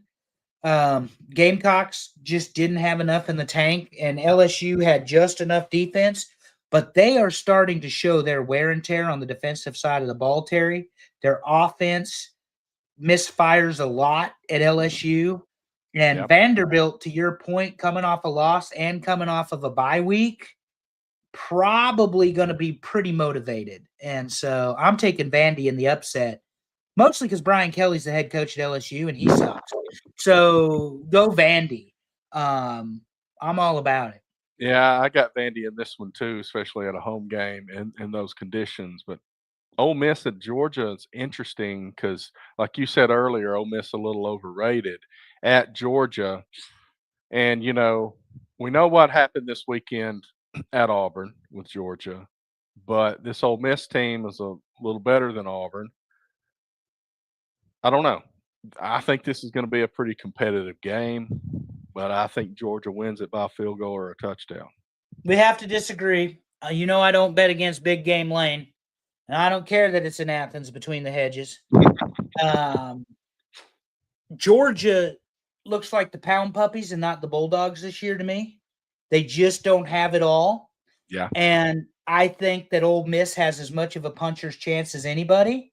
You saw when they played LSU. Now, it was in Oxford, and there's a difference, but they dominated the defensive line of Oxford or of LSU. The offensive line of Ole Miss for the last quarter and a half dominated the defensive line of LSU. Now, Georgia, I would believe, has an upgraded defensive line to that of LSU, but I did see them have trouble with Auburn yesterday. To your point, we know what issues Auburn has. Mm-hmm.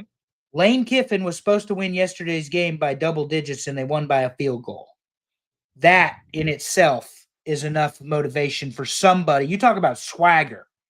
Lane Kiffin has swagger, and he's got street cred on the internet. He ain't interested in losing either.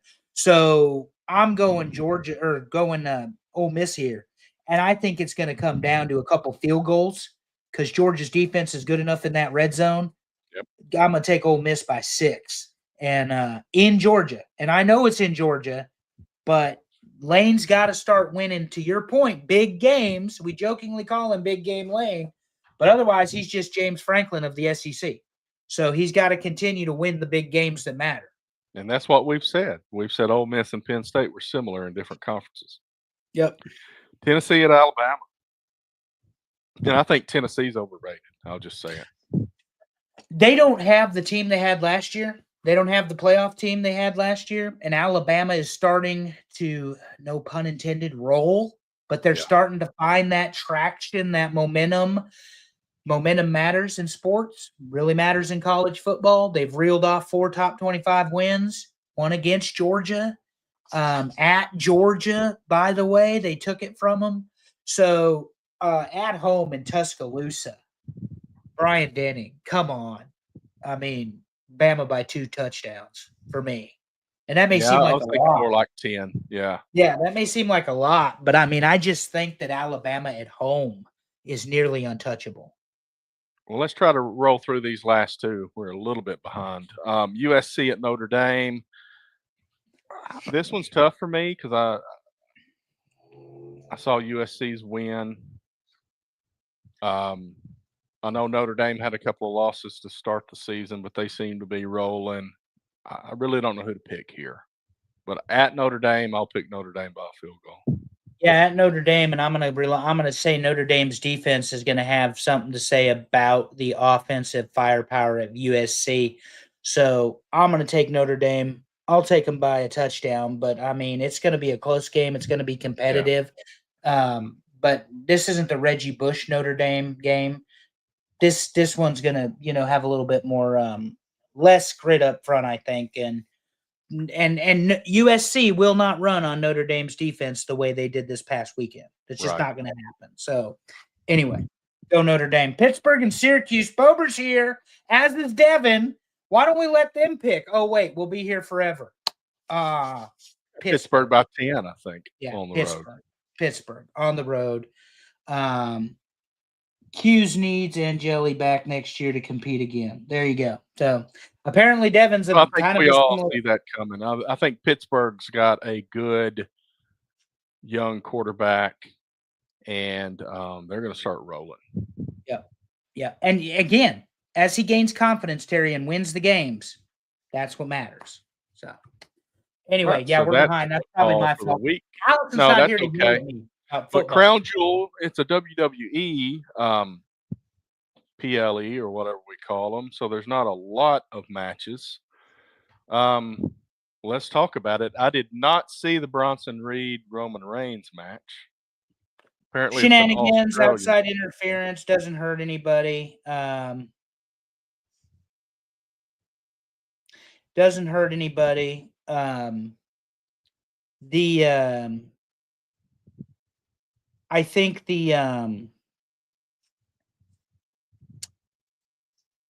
I think if you want to continue the story with the Vision and Roman, Roman's got to lose at some point. So Roman Reigns is the guy. It doesn't hurt him. But we wondered last week why he was on the poster. That's why, to lose. Well, that doesn't explain all of them because there's still a couple of people in this poster that weren't in matches. That's one of the three, but whatever. But yeah, maybe they had Roman and Bronson. It was fine for what it was, but it's a street fight. Australian street fight, which just means it's a street fight in Australia. Yeah, it's just more shenanigans, and was definitely the worst match on the show. And Devin said he thought it was the best one. I'm saying that about the Tribal Chief. It was the worst match of the show. Okay. But we'll get into it. Maybe it's because I'm sentimental because I'm so much older than Devin. Anyway, who's up next? Stephanie Vaquer defeated Tiffany Stratton for the women's title. Could have given him 3 or 4. Could have given him 3 or 4 more minutes, but And it was a good match. We kind of joked a little bit in text about the comments about the Devil's Kiss being the most popular move with the crowd, and I was like, well, yeah, of course it is. Yeah, of course it is. In all of wrestling, most popular move in all of wrestling, if I may. No, it was a good match. I think Tiffy held up her end. She got a lot of criticism for not being able to be competitive. Stephanie is a very good professional wrestler. They had a couple of missed spots. It happens, blah, blah, blah. We can pick wrestling apart all day long. I do it with AEW. But bottom line is, I think the girls delivered, and it was nice to see 2 younger girls, not the established veterans on the show. And they did very well for themselves. So good for Stephanie Vaquer. Apparently, post-show, when she's doing the photo shoot with Seth Rollins over winning this Crown Jewel title, he says Becky's coming for her. So there you go, Terry. I knew he said something. I didn't know what he said, but that was Becky's coming for her. So anyway, I thought it was a good match. Then Paul Heyman tells the Vision not to interfere with the Cody Seth match. That's kind of thrown in there. That was backstage. Yep. Then we got John Cena and AJ Styles, which I thought was the best John Cena match since he's come back, because AJ Styles knows how to do it. I would agree. It's not even close. Now, I know he's had 2 matches with Cody, but they sucked. The WrestleMania match was horrible. The SummerSlam match was only slightly better. They pulled out move after move after move. Walls of Jericho. The Walls of Jericho, the Accolade, the Tombstone Pile Driver, choke slam. The choke. I was trying to think of the other submission, the crossface, but I mean, the We thought we were Scorpion. going to They see called it. Rey They called it Mysterio the, out there. yeah, they called it the Scorpion Death Drop.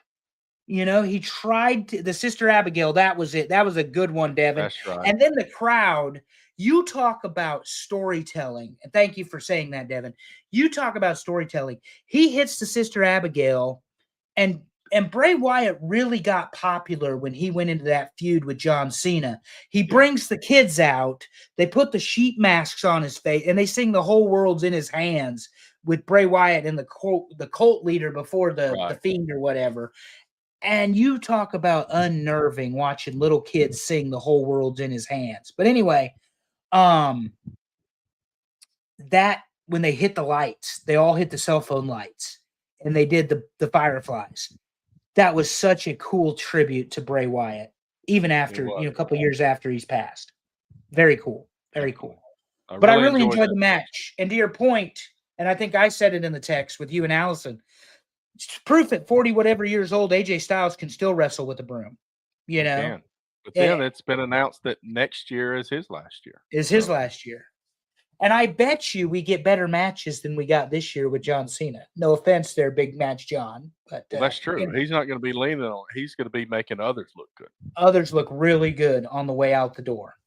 So, Terry, I hear there was a tag match with your girl, Asuka, and Kairi taking on. That's right. And they lost to. Taking on Io and Mommy and Io. Mommy being the hometown hero. They waited. I loved how they didn't hit the music right away, and then they hit it, and here she comes. And that pop, match 4 of the night, crowd had lost no energy, and they had to follow AJ Styles and John Cena. I think they did a good job. They did. Because that's a hard match to follow. Because you're tapping into all the nostalgia. I mean, I just started talking about Bray Wyatt, for Pete's sake. You're talking into the nostalgia, the moves, the technical execution. It was very well done. And here comes a tag match. And I think the women held up their end. They did. I thought it was great. And it ended the way it needed to, being in Australia. Yep. You know, she was standing there with her hand raised as Io is making the pin. It was a good scene. Good scene. Yeah, and of course, the last match of the night for the men's crown jewel title, Seth Rollins finally, Terry, defeats Cody Rhodes. That's right, and it's got to be at this because this is kind of an aside. It doesn't have any impact on the real storylines other than just being a stepping stone. But yeah, it needed to happen that way. Seth needed to beat Cody. Get the money. Well, and I was like, I was texting you while we were all watching. I said, what's with the watch? Like, they made a big deal about you seeing that watch at the beginning of the match. And then you see him hit him with the watch. And then you get the stomp. And then you get the double stomp. And it was a watch that Cody had given it. Yeah. Yeah. And so it made sense. But they made so much of a point for you to see the watch. That's where I was like, well, what's with the watch? You know? Right. But anyway. Oh, yeah. I thought, even being was awful. Yeah, it was not good, Bober. I agree with that because they were trying to be safe about it. Because let's face it, you have a 220-pound man jumping on the back of your head. You know, you got to be careful. You know, some of these PLEs that the WWE does, they're just kind of there to get around the globe. You know, they're not going to be. You're not going to have these huge storyline moments at these PLEs, and you know it. You're fighting for a belt that is specific to Crown Jewel, so nobody's getting their belt taken away from them. But they still did really well with it, even with all that being the case. And for those of you wanting to watch the follow-up, remember Monday Night Raw starts at 8 o'clock a.m. tomorrow on the Netflix. Because they're in Australia. So it's 8 a.m., Terry. I will not be watching it probably at 8 a.m., but... Well, I'll tell you what. Let's see, let me do some math. 30 years ago, I wouldn't even be up at 8 a.m. But when I did get up, I might throw some CDs in my car and start rolling way too fast on a back road, listening to some alternative songs. Let's rank the top 10 alternative songs from the 1990s. don't we? Yeah, we should. So the list was 150-ish. Yeah. And still And missing a bunch of stuff. missed a bunch of songs. And we've had this discussion, so let's just put it out there for our listeners and viewers. It's probably because some of them aren't as well known as the others that made the list. So it's difficult. Well, I mean, While the Kids Aren't All Right is not on this list. And I'm semi-offended by that. I do live a semi-charmed life, Terry. You know that. Well, so anyway. And that's the thing. We could have said best alternative bands, but we like it to be much more of an argument, so we want to go with songs. We are entertained by that. No, I didn't. Hey, don't cut it down, Devin. Just go ahead and rank 22. That's what I did. That's what we did. I think I had 25 in my final list, and I got the pre-list before the list. So my problem is not finding enough songs to put in the list. My problem is once I put a bunch of them up there, I'm like, crap, now I got to put them in order. Yeah. And that's, this is other than jazz and blues, which I may have never mentioned on the show before. This is my favorite genre of music, alternative rock. So.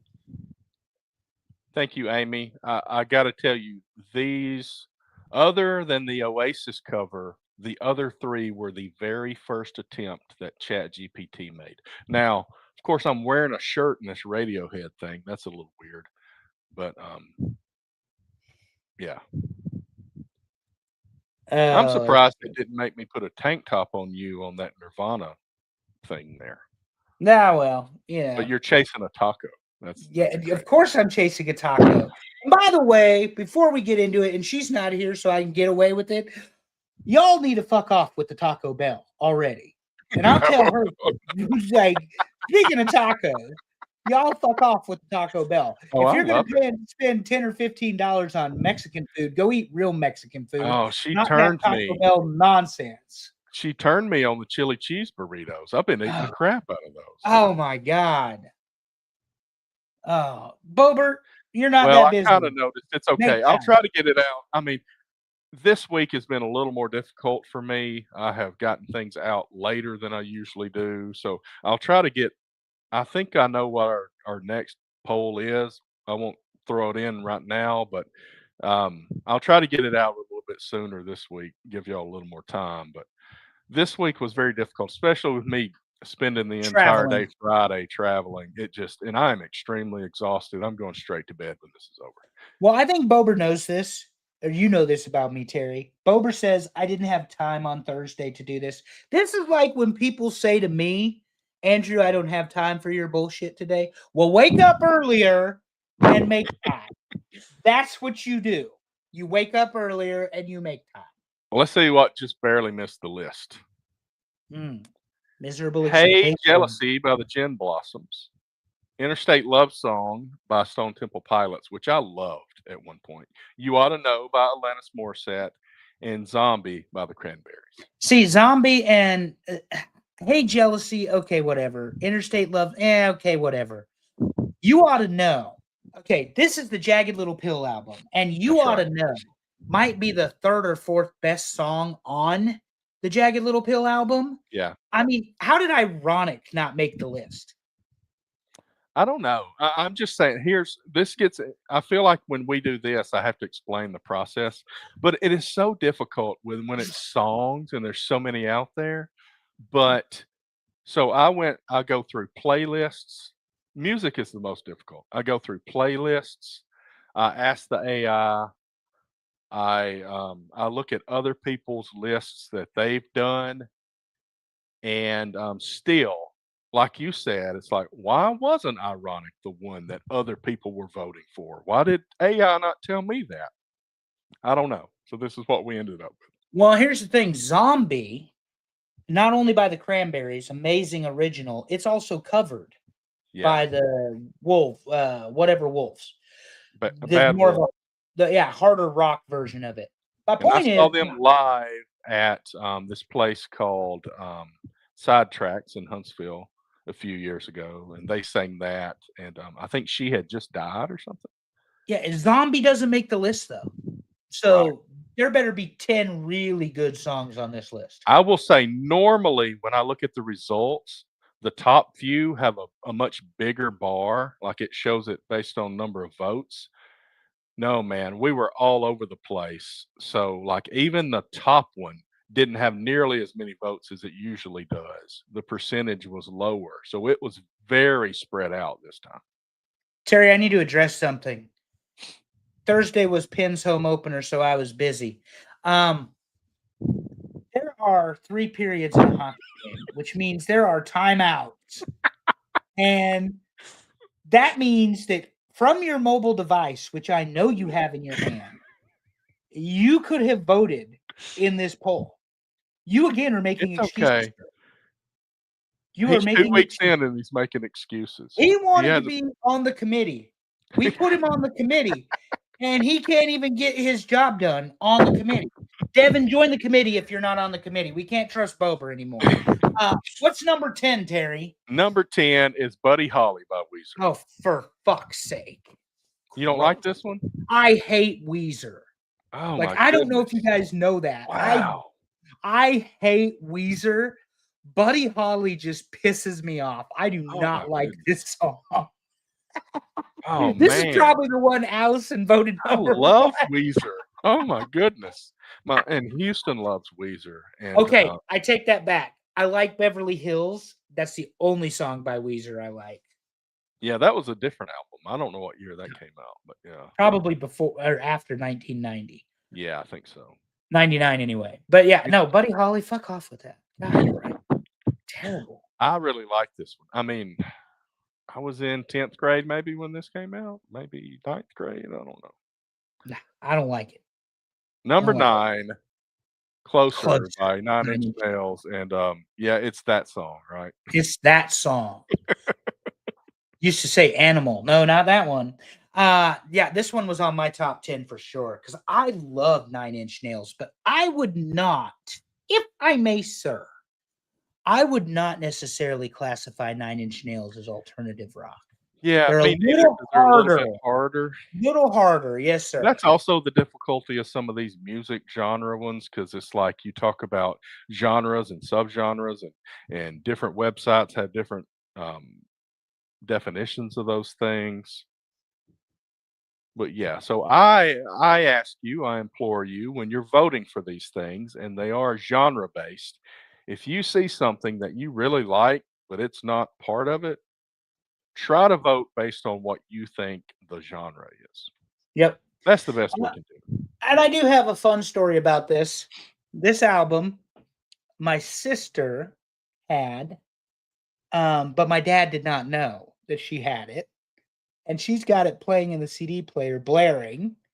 And just imagine, Terry, which song comes on. Oh, of course. And that CD was never seen again. Oh, man. He did the same thing with the Korn album. He was not a fan of that Oh. particular. God, I love Korn. I saw Korn in Charlotte at a music festival. Oh, it was so wonderful. Such good workout music too, like They're genuinely. great. Yeah, Number 8, All Star yeah. by Because of Smash. Shrek. No, It was pretty big before Shrek, I guess. Did it was. come out with Shrek or? well, that's the theme song for Shrek, or the opening Right. song for Shrek. But I is- mean, did it get written around the same time Shrek came out, or was Shrek it came out before? later. Shrek came That's out what I later. was thinking. They played it. I think this was 97, maybe. Smash Mouth had this one, and they had Walking on the Sun. That's right. And that was pretty much what they had. So Well, that's true. And the I other thing mean- about the genre, a lot of one-hit wonders. You know, no, I did pull Blues Traveler from the list because I thought Blues Traveler is definitely not alternative.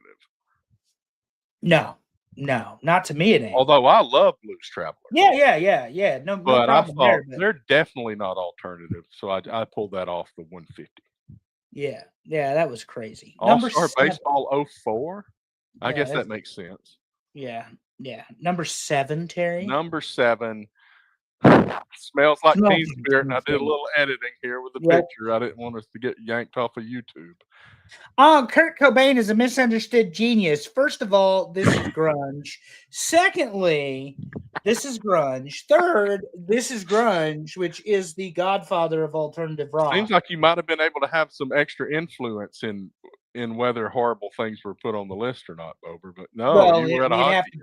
you'd have to participate, but you had a hockey game, yeah. And we don't talk about hockey on this show for a reason. It sucks. Anyway, this album everybody had. They had the Unplugged album as well. Kurt Cobain is the misunderstood genius because he commits suicide and/or was murdered at 27 years old. Congratulations. You died young. People think you're a genius. The album's fine. The song is fine. But misunderstood genius, not so much. Anyway. Well, the thing about this song, it was pretty much the coming out party on MTV for alternative music. Yeah. So it Yeah. had a big part in this, in Yeah. real alternative music. Well, and like I said, the Unplugged album, I mean, you talk about music that I heard at my house. Oh, I yeah. mean, the Unplugged album was, was that. But just, no, I voted for the official poll. Well, you We didn't know, vote for Bubba, we're the just committee we're poll. just ragging. No, don't apologize to him. He brought this on himself. No apologies. I think that's Sounds a like song a couple of parents saying, "No, don't you back off." no apologies. Number 6, Terry. Number 6 is All the Small Things by Blink 182, and I think maybe I was a little old for this when it came out. I don't know. Yeah, All the Small Things is fine, but What's My Age Again is a wonderful song about a first date. First Date is also, I believe, by Blink 182. There are other Blink 182 songs that did not make the list. Again, Okay. for the record. There goes Bober. I knew it. Bober, I told you, wake up early, make more time for us. All right, top 5. Number 5, Good Riddance by Green Day. And the funny thing is, I was talking to somebody recently about, and this is a Bible thing. We were talking about Christianity earlier. Nimrod. How did this guy Nimrod, who was a great warrior in the Bible, all of a sudden his name gets used as making fun of somebody for the rest of eternity? Mm-hmm. I don't know. But anyway, Good Riddance from Green Day, number 5. And I know you don't like Green Day. Not a Green Day guy. Overplayed, overrated. This is my favorite Green Day song. I think it's different than the childish other stuff that they came out with at first. Yeah, Brain Stew, and then they had what was the other? They had Dookie, Brain Stew, of course, Holiday, American Boulevard Idiot. of Broken Dreams later. But I think that was probably 2000 something. Those were later, yeah. They were definitely later. Off the Wall, Suarez with the double. Yeah, I think When I Came Around was a good one too. I agree with that. Yeah. When I Come Around was good. Yeah, that was okay. Number 4. Come As You Are, another Nirvana song. Yeah. And I mean, butchered by professional wrestling, both of those songs, one by Raven, Come As You Are, one by Diamond Dallas Page in Smells Like Teen Spirit. So they couldn't use the exact song, so they used versions of those songs. Great. Honestly prefer Come As You Are live. Just a personal opinion. Yeah, and I think I agree with Come As You Are being well higher than Smells Like Teen Spirit. Like I said, Smells Like Teen Spirit had its moment and its purpose, but Come As You Are is just a better song to me. Mm-hmm. Number 3, Black Hole Sun, and this one Soundgarden. I loved. Yeah, and the video was great. Yeah, I mean, yeah, there are other songs, and this one did not make my top 10. But it's because there are other songs, so many other songs. Anyway, number 2, Runaway Train. Everybody seems to like this one. Yep, Soul Asylum. This is a very good song. Had this album as well, I mean, they had this one, Waiting by the Phone. They're just Soul Asylum. But again, did they make one album and that was it? or this was just their most popular album. Hmm. It may have a couple albums, but point being, it's the song everybody knows by Soul Asylum is Runaway Train. And it's never coming back, Terry. It's a wrong way on a one-way track. But 12 studio albums. 12, okay. This is the one I know. Quit paying attention at some point. They put one out last year. This is the one we owned. So there you go. Right. This is the one I know. So oh goodness. Before you hit the one button, my tagline is living my best semi-charmed life, which is obviously Third Eye Blind. And yours is Pretty Fly for a White Guy, which is clearly The Offspring. And both The Offspring are one of the most underrated bands of all time. Yeah, and I think Third Eye Blind, honestly, for the songs on the list, I think Semi-Charmed Life takes Pretty Fly for a White Guy. I have not seen the results. Well, you got to realize that when I'm logging in, I'm thinking I got to come up with something, and that's just. Yeah, but I'm just saying I don't know who won. My point is neither of these songs have appeared on the list. That's which right. means one made it probably, and the other one didn't even get considered. That's right. Number one, Semi-Charmed Life. Semi-Charmed Life. Yeah. By Third Eye Blind. It's the one everybody knows. It doesn't sound dirty, but listen to the lyrics talking about falling asleep inside you after he did a bump of cocaine and another bump because he bumped again. But anyway, Third Eye Blind, obviously very instrumental in the late 90s. American Pie used some of their music. The Offspring, my argument to Terry in the group chat, and we can ask the audience if you're all still here, Pretty Fly for a White Guy seems to be the one people know. But the Kids Aren't All Right, Come Out and Play. Oh, it's definitely not my favorite. I mean, there's a bunch of different songs the Offspring have that are different, obviously, than Pretty Fly for a White Guy. However, Terry and I kind of agreed, come to a concord on, is this the one everybody knows? Yeah. And now Self-Esteem is big. Yep. It came from Smash in 94. My favorite Offspring song, though, is You're Gonna Go Far, Kid, and that's 2008. So it couldn't be on this list. Yeah, so I like You're Gonna Go Far, Kid, but I do like The Kids Aren't All Right. And Gone Away is good, too. Gone Away. And like I said, yeah, Come Out and Play. I mean, there's just so many. I can turn the Offspring on, mowing the grass, working at the gym, just hanging out at the house, and I can listen to it and not ever skip a song. I also saw The Offspring at that same music festival, and I also saw Fozzy at that music festival, but they're not making any of our lists. Run it down, Terry, from the bottom to the top, like Drake. Number 10, Buddy Holly. Number 9, Closer. Number 8, All Star. Number 7, Smells Like Teen Spirit. Number 6, All the Small Things. All the Small Things. I should have said it right. Number 5, Good Riddance. Number 4, Come As You Are. Number 3, Black Hole Sun. Number 2, Runaway Train. And number 1, Semi-Charmed Life. And that is your alternative songs from the 1990s. Yeah, Devin says, great list. I'll listen to them all at work tomorrow. Yeah. Well, we need to be better at making, I need to figure out if I can make a TNA Top 10 account in Apple Music and Spotify and that kind of thing, and then put these playlists out. Because Allison had made a playlist that she shared with us, but it was like her personal thing. I'd rather see if we can do an account for the show and do it that way. Bober says only 3 of these made his list. That's no surprise. Yeah, I mean, Bober's the contrarian. Well, I mean, he did come up with the list, so thank you, Bober. Yep. Always appreciate your help. And I will say... And your participation, even when you're wrong. Go ahead, Terry. And we didn't agree to this necessarily, but I think since we have the baseball playoffs going on, we did college football nicknames a while back. I think historical baseball player nicknames would be so like the Iron Horse, the Great Bambino, like the Big Hurt, Frank Thomas, Big Hurt, that kind of thing. if I can come up with a good list. I think we can do that next week because we got the baseball playoffs going. The kid, Fudge. one of my favorite. He is my favorite baseball player of all time. That's right.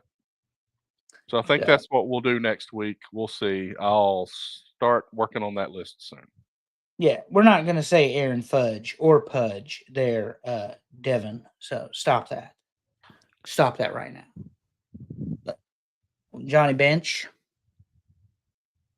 Charlie Hustle. You know who Charlie Hustle is. That's right. That's Pete Rose. Yeah, we're going to have to bring Charlie Hustle on just so we can get controversial again, Terry. Because everybody hates Pete Rose. Well, there'll probably be some controversial ones from like 1890 or something that might be like, oh, that's a nickname that might not fly today. Yeah. Devin, I apologize. I've been watching too many Instagram videos on AI of him being Aaron Fudge or Aaron Pudge instead of Aaron Judge. You got a little sensitive. Yeah, don't start with me. The Judge. There's a nickname for you. All rise. Well, we got to wait until March. But anyway. Well, let's talk about our friends for a moment before we try to wrap it up. Where the hell is Dave? I'm gonna have to send him a very tempered email. He might be watching a granddaughter play sports or something like that. And he does that a lot. That's what happens when they need a better television around. Might be out buying a belt or something. No, they need a better television, Terry. And some of you will get that joke in 5 minutes. So, talking wrestling with Pondwater and Amy. Amy has been here. Thank you, Amy. We love you. Also on Mark Out Moments. This week they're going to be on Tuesday night again with a guest, Nick Wonder. As in Wonder Bread or Wonder That's Wrestling? Correct. Yeah. Watch Party, TNA. I'm not sure what that is. So you're not. You're not. So Dave is doing a watch party for TNA right now. That's why he's not here. Okay, I got you. Why? Well, is it not? It's got to be BFG. It's Bound for Glory. Oh, well, yeah. I mean, he would climb a water tower for that, man. I guess they met through belts, which is good because big time belts can make a belt for you in the event that you're in need of said belt, be that a graduation, football season, your fantasy football league, which Terry sucks at. I am number 2 on the TNA Pick'ems, and that damn computer is tied with me. And somehow Alex Wheaton is still 4 games up. Smoking us, man. Alex 4 games up. I checked the results this morning. Hardys versus the Dudleys. I read that as Handies versus the Dudleys, but what that is a match that should take place at the old age home. Is certainly not worth my money to go ahead and buy. I'll pirate it later from Twitter. Thank you very much, Tony Khan or TNA or WWE or whoever. Okay, so we talked about next week already. So we will be back next week. We don't have a delay like we've been having lately. So that'll be good. We'll talk about a bunch of good football games. And we're going to see if we can do this. And look, we may talk about some more coaches firing. Because at this point, Terry, here's the thing. You probably don't want to be the first one to fire your coach during the season. But if some other people have already done it. Right. Then you start pulling the trigger. You don't want to be last. Nope. So anyway, in all seriousness, it's going to be a good time next week because now the football is starting to get more serious. You're starting to enter the down. We of are the halfway. schedule. Yeah. That's right. Big games coming up. Big losses coming up for some teams and some coaches looking over their shoulder. Yeah, and as an update for everybody who's been doing the follow along, Seattle in the bottom of the 7th is up 2-1 over Toronto right now, but still a long way to go. And now you're in relief. Now you're in relief pitcher mode, and they can't be trusted, Terry. Relief pitchers in the MLB cannot be trusted. It's a lot like gas station sushi, particularly if you root for the Yankees. Do not trust it. All right. Well, obviously Allison was not here. We kind of explained it a little bit, but she wasn't feeling well. We hope she's getting rested, and we will welcome her back next week as we talk about something that I'm sure she'll enjoy, and that'll be baseball player nicknames. And thanks everybody for joining us. Thanks for voting for all your support. As always, love your people. Tell them you love them. Make it weird. See you next time.